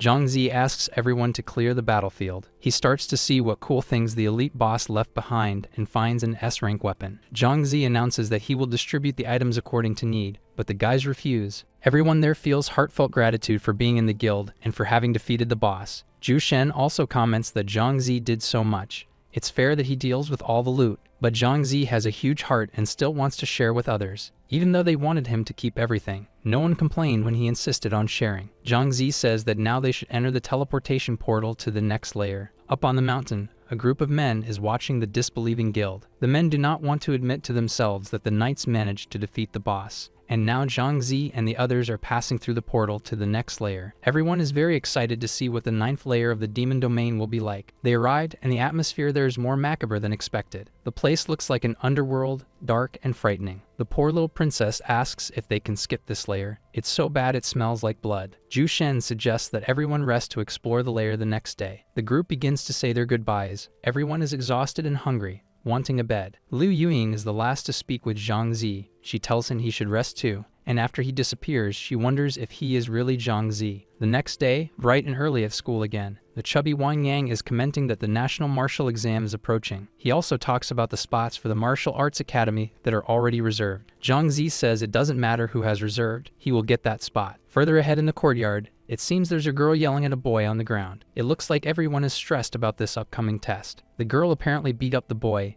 and is now stepping on him. She sees Zhang Zi passing by and calls him for a fight in front of everyone. Zhang Zi continues to ignore her, telling his friend to ignore her too. But this almost made her boil with rage, and she ran towards them. When she was about to smash Zhang Zi's face with a kick, he grabs her leg. She became even more irritated for not being able to hit him as she wanted. As if the first embarrassment wasn't enough, she tries to kick him in the face once more. He dodges the blow and sweeps her other leg, a move he learned from a fighting book. She falls backward to the ground with such a loud noise that her bones must have cracked. Some girls come over to help her up, and she recognizes the move he used. Zhang Zi waves goodbye, saying he's too busy for them to fight again. People start gossiping about the scene they just witnessed as Zhang Zi leaves. Later that day, John arrived at the domain late for having overslept. He glances at the messages his friends left and decides to wait for them to return, when he is interrupted by a guy calling him leader. He still asks if the guy is part of his guild. The guy wants his help. He needs Zhang Zi to go to the 8th layer and assist the guild members. Zhang Zi asks why they didn't explore together with the giant chief god. These guys are so weak that they got themselves into trouble with 5 centaurs. Zhang Zi tells him to dry his tears. He will send a message and help them soon. But the guy stopped crying too quickly to smile,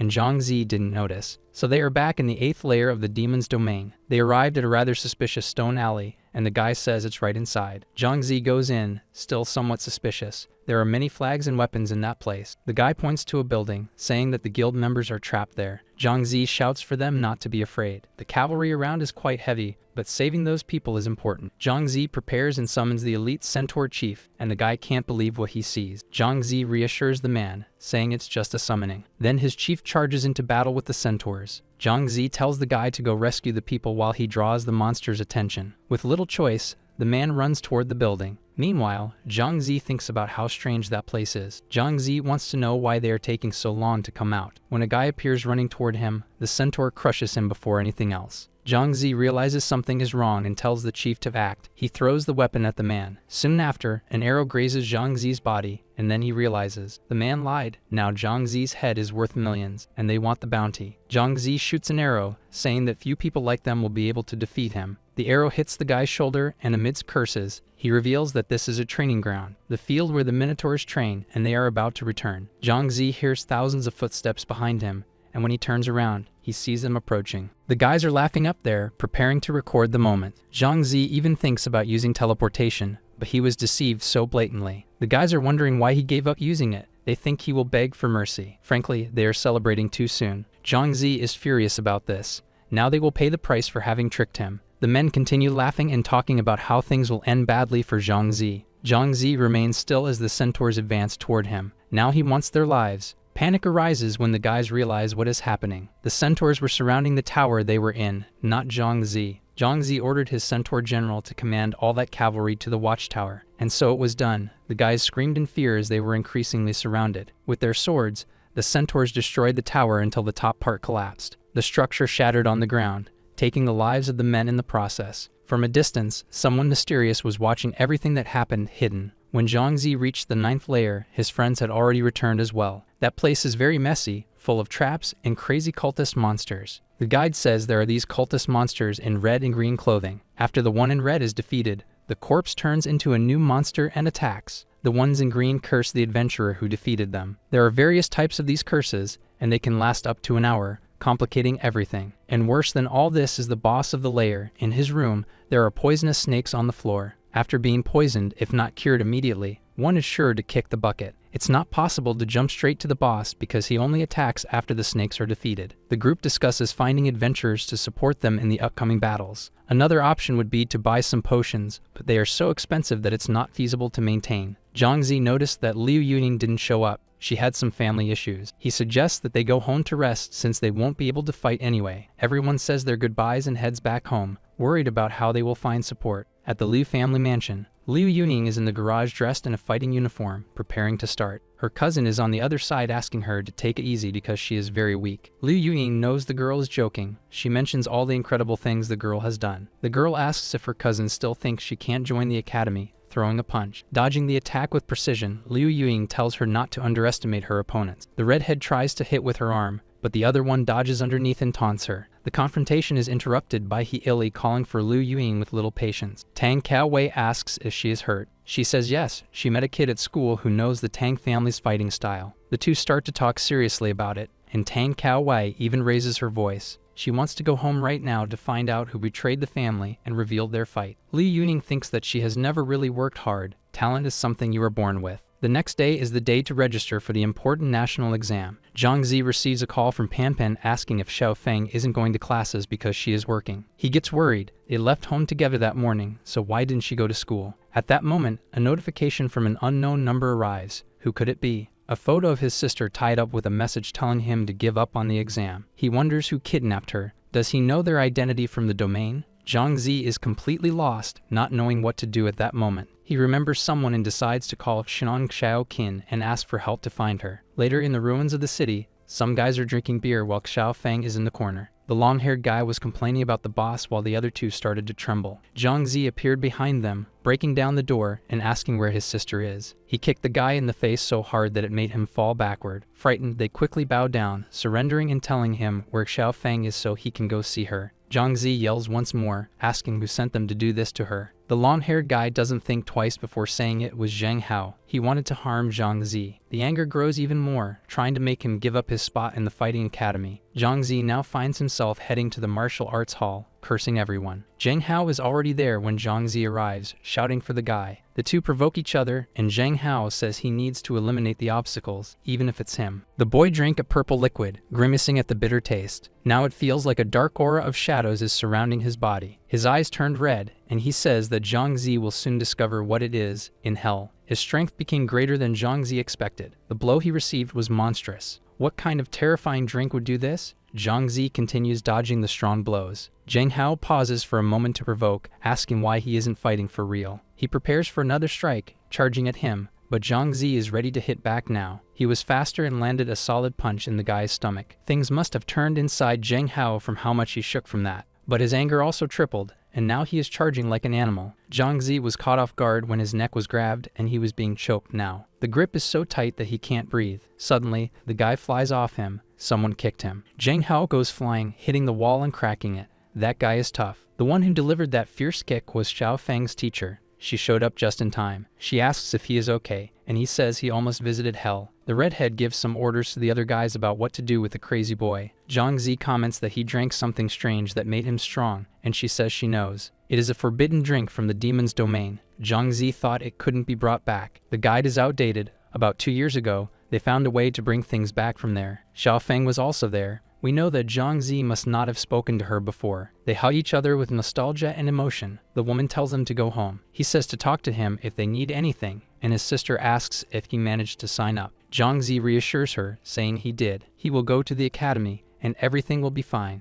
That day, Zhang Zi ended up arriving much later in the demon's domain. Liu Yuning asks if something happened. He says yes, but everything was resolved there. His partners start asking how they will fight in that layer. Zhang Zi even posted that he needed help, but it's hard to find available people. Until the Dragon King comments that he knows an adventurer who has a group that can help. The group wants to know why he didn't mention something so important and useful to them before. It's because this person is very greedy and it wouldn't come cheap. It would be very expensive. The Dragon King comments that considering the history, the man would want everything. Everyone was surprised. The guy was just going to help and wants to take all the loot for himself. The Dragon King says he is a friend of his father, a skilled and mysterious man. Zhang Zi says he is the one they are looking for. He wants to meet the guy now. They have no other choice. They need all the help they can get now, and the Dragon King will get in touch. Zhang Zi still doesn't want to go home. He wants to see a temple and calls his friends. The others will go home to rest while the three will check the situation of the place. In that layer, the monsters stay inside the temple. If they don't pass through the door, they are safe. Some people whisper about them as they walk, talking about the dangers. After walking a bit, they find a place with evil energy. It looks like a fog. Even before they start fighting the monsters, they are affected by it. The corridor is large, and beyond it is the boss, and there are also many cultists there. They decide that it's enough for today and make a small plan for the next day. In the suburbs of Tianfeng City, Zheng Hao is in the police car. They are heading to the National Security Department. Suddenly, a stone is thrown at the car.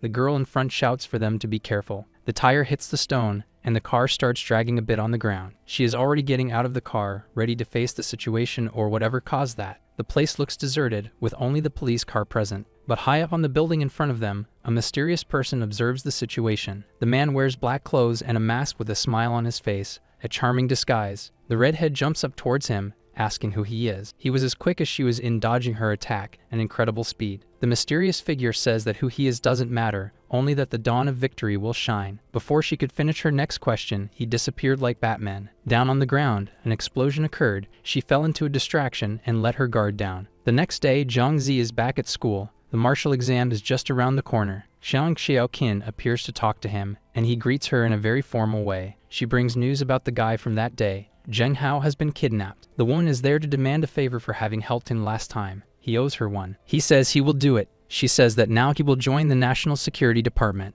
Zhang Zi takes the paper she handed him. On the paper is the name of a person who will train him to ensure he passes the academy exam. Later, at the address, a woman was already looking for the teacher for her son. Zhang Zi arrived and approached the house. The other woman attentively watched his movements. He knocks on the door, asking if Teacher Pang is home. An old man opens the door, asking if he is the promising boy who needs training. Startling Zhang Zi, he opens the door wide and tries to hit Zhang Zi with one hand. Then he tries to strike him with his cane in a quick motion. Finally, before Zhang Zi can react, he is kicked away. Zhang Zi falls on his back to the ground, groaning in pain. The woman beside him looks terrified. Politely, the old man tells the mother that her son is not qualified to be his apprentice. He points the tip of his cane at Zhang Zi's face and tells him to follow him. The poor boy is still recovering from the scare. That old man has a heavy hand. Zhang Zi spent the afternoon asking the teacher to take it easier. The training was tough. At night, back home, his sister prepared dinner for the two of them to eat that evening. He was on the couch meditating, mumbling some strange things when she called him. Zhang Zi jumped up, happily saying he understood something, leaving her confused now. Finally, he explains that he learned a very powerful dragon breath technique. Xiao Feng comments on how hard he is working to get into the fighting academy. Later, Zhang Zi was back in the 9th layer of the demon domain. The Dragon King still hadn't arrived with updates, and it seemed there had been a change. But it didn't take 2 minutes before they heard the Dragon King's voice announcing his arrival. And with him was a man called the Cold Wind, who really seemed like a cold man. The Dragon King introduced them, but the man immediately started saying that all the loot was his, quite rude. Zhang Zi said it was fine as long as he helped them clear that layer of monsters. Another guy commented that the man was just one person. How would he handle all the adventurers? The Cold Wind said that even if he was just one, everyone there would see the layer's boss. After all, they don't believe him, he asked, and he decided to give a little demonstration of his power by throwing something shiny into the air. A greenish mist swirled around the environment among the people, everyone attentive. Zhang Zi was impressed. The effect of that thing was incredible and so strong. The guy wasn't really bragging when he said he was a specialist. Zhang Zi asked what the guy's rank was, and the Dragon King said he was only rank A. Even though he wasn't rank S, he was extremely strong and had a rare and powerful weapon. That orb he threw up had the power to enhance a skill. The guy explained that as long as they were within his barrier, they would be safe. Even though they were surrounded by all that power, the 9th layer was still frightening. Throughout the corridor, many lifeless bodies were scorched and abandoned. The Cold Wind reminded them once again that he wasn't there to defeat monsters. The combat was about to start. Zhang Zi gave orders on how they would deal with the monsters in clothing. His archers shot their arrows as instructed, one even taunting while shooting. The cultists were defeated so easily, it seemed unbelievable. They had to stay alert now. Before the Curse of the Faces could take effect, the Cold Wind was already using his shining stone again. This way, everyone was immune to the curse and could continue focused on exterminating. The adventurers felt very good being able to attack without worrying now. Zhang Zi ordered everyone to finish the battle quickly, while each one did their part fighting with their own skills in the field. The Cold Wind asked the bunny girl why she wasn't fighting. She replied that she was terrible. He said she was just taking advantage while they fought hard, and she said he was doing the same. It only took a few minutes until there were no cultists left alive. The Cold Wind reminded them once again that all the loot was his. They couldn't forget. And the boss of the layer was behind that door. He needed to say something before they entered. He demanded even more than the agreed upon amount to be paid because there were many people. Of course, Zhang Zi didn't like the idea much. They had already settled on the amount before. He said he was doing this only out of respect for the king's father. It would be complicated dealing with the snakes, and there were many adventurers. Once again, they would try to negotiate, asking the man how much money he wanted. He asked for 500,000 per person. Look how beloved he is. The group was even more shocked and indignant. That was an incredibly high amount. The guild had no way to come up with that much money per person. This man was very greedy. The bunny girl said that when he goes to the underworld, even lonely ghosts will look at him. For some reason, those words affected the guy, and he asked where she learned that. Zhang Zi jumped in, saying that the bunny girl could be impulsive sometimes. The Cold Wind continued insisting, asking where she learned those words. It was her father who told her those things. He asked if her father was Cao Ye. The bunny girl said yes, that's right, that was his name. He must have known her father. The man said her father was his leader and even an introductory mentor. She asked if he knew what happened to her father and why he didn't come back. The guy slapped his hand on his face. The bunny girl's father had saved his life. The Dragon King comments that they left national security due to an incident. At that time, the group had 7 people and Stao Yi was the leader. They were on the 30th layer. They were the first to see the Snow Woman. The chief of that layer, Zhang Zi, heard. Everyone was deceived because she appeared to have a fragile and weak appearance. She used just one strike, and 6 of the 10 men were frozen instantly. To protect him, the captain, the bunny girl's father, threw himself in front of him to save him and was frozen. The poor girl is crying emotionally. She needs to go to the 30th layer and find her father. The man seems sincere when he says she cannot go. She is too weak for that. But she says it's okay because she has a good friend who will take her there. The Wind Blows asks how much money the friend wants to do this. It's Zhang Zi, Rakshasa, and he doesn't want money. He made a promise as a friend. After thinking for a moment, the Wind Blows says he will make an exception and help them today. Jokingly, the guys tease the man, saying he has changed to do a good deed. The uncle doesn't care much about that. Time is running out, and they need to go soon. As soon as they enter, they will be in the chief's sight, so they must be very careful. The energy in the room is heavy. It is dark and infested with poisonous snakes. The chief says they must now prepare to accept their terrible punishment. Oh no. With a movement, the snakes rush to attack the adventurers, slithering on the ground. The Wind Blows warns them not to fight the snakes in close combat. Zhang Zi leads his archers to shoot arrows. They will attack from a distance. Hundreds of arrows are fired at the crowd of black serpents. Many of them are destroyed right at the beginning by them. The uncle recognized Zhang Zi's intelligence and thinks he can handle things. Another guy on the team also uses his ability to freeze several of the poisonous snakes. More arrows are shot at Zhang Zi's command, and they continue exterminating each snake. After they finish the job, Zhang Zi keeps his word and tells Kay to collect the loot. He says he doesn't want any more. They are too poor to leave empty-handed after all. He has a heart. The group agrees that he is indeed a good person after all, feeling excited. The bunny girl says her father will praise him and be proud when he finds out about this. The uncle explains how to defeat the archbishop. They cannot be hit by dark magic. The Dragon King says what the uncle says doesn't make sense with what is written in the guide. He explains that the guide was written a long time ago and people were very weak, but with the uncle's barrier down, they don't have to worry because everything will be fine. The archbishop can enter the third phase by turning into a giant snake to attack them. He can also drain health from the adventurer to increase his own strength. Even though it seems scary, there are many adventurers to fight the boss. They became more excited and confident. Zhang Zi is ready to draw attention. The arrow hits right in the middle of the archbishop's chest. He curses the adventurers with various names as he begins to use his powers. Orders are given on what each one will do to work together in that fight.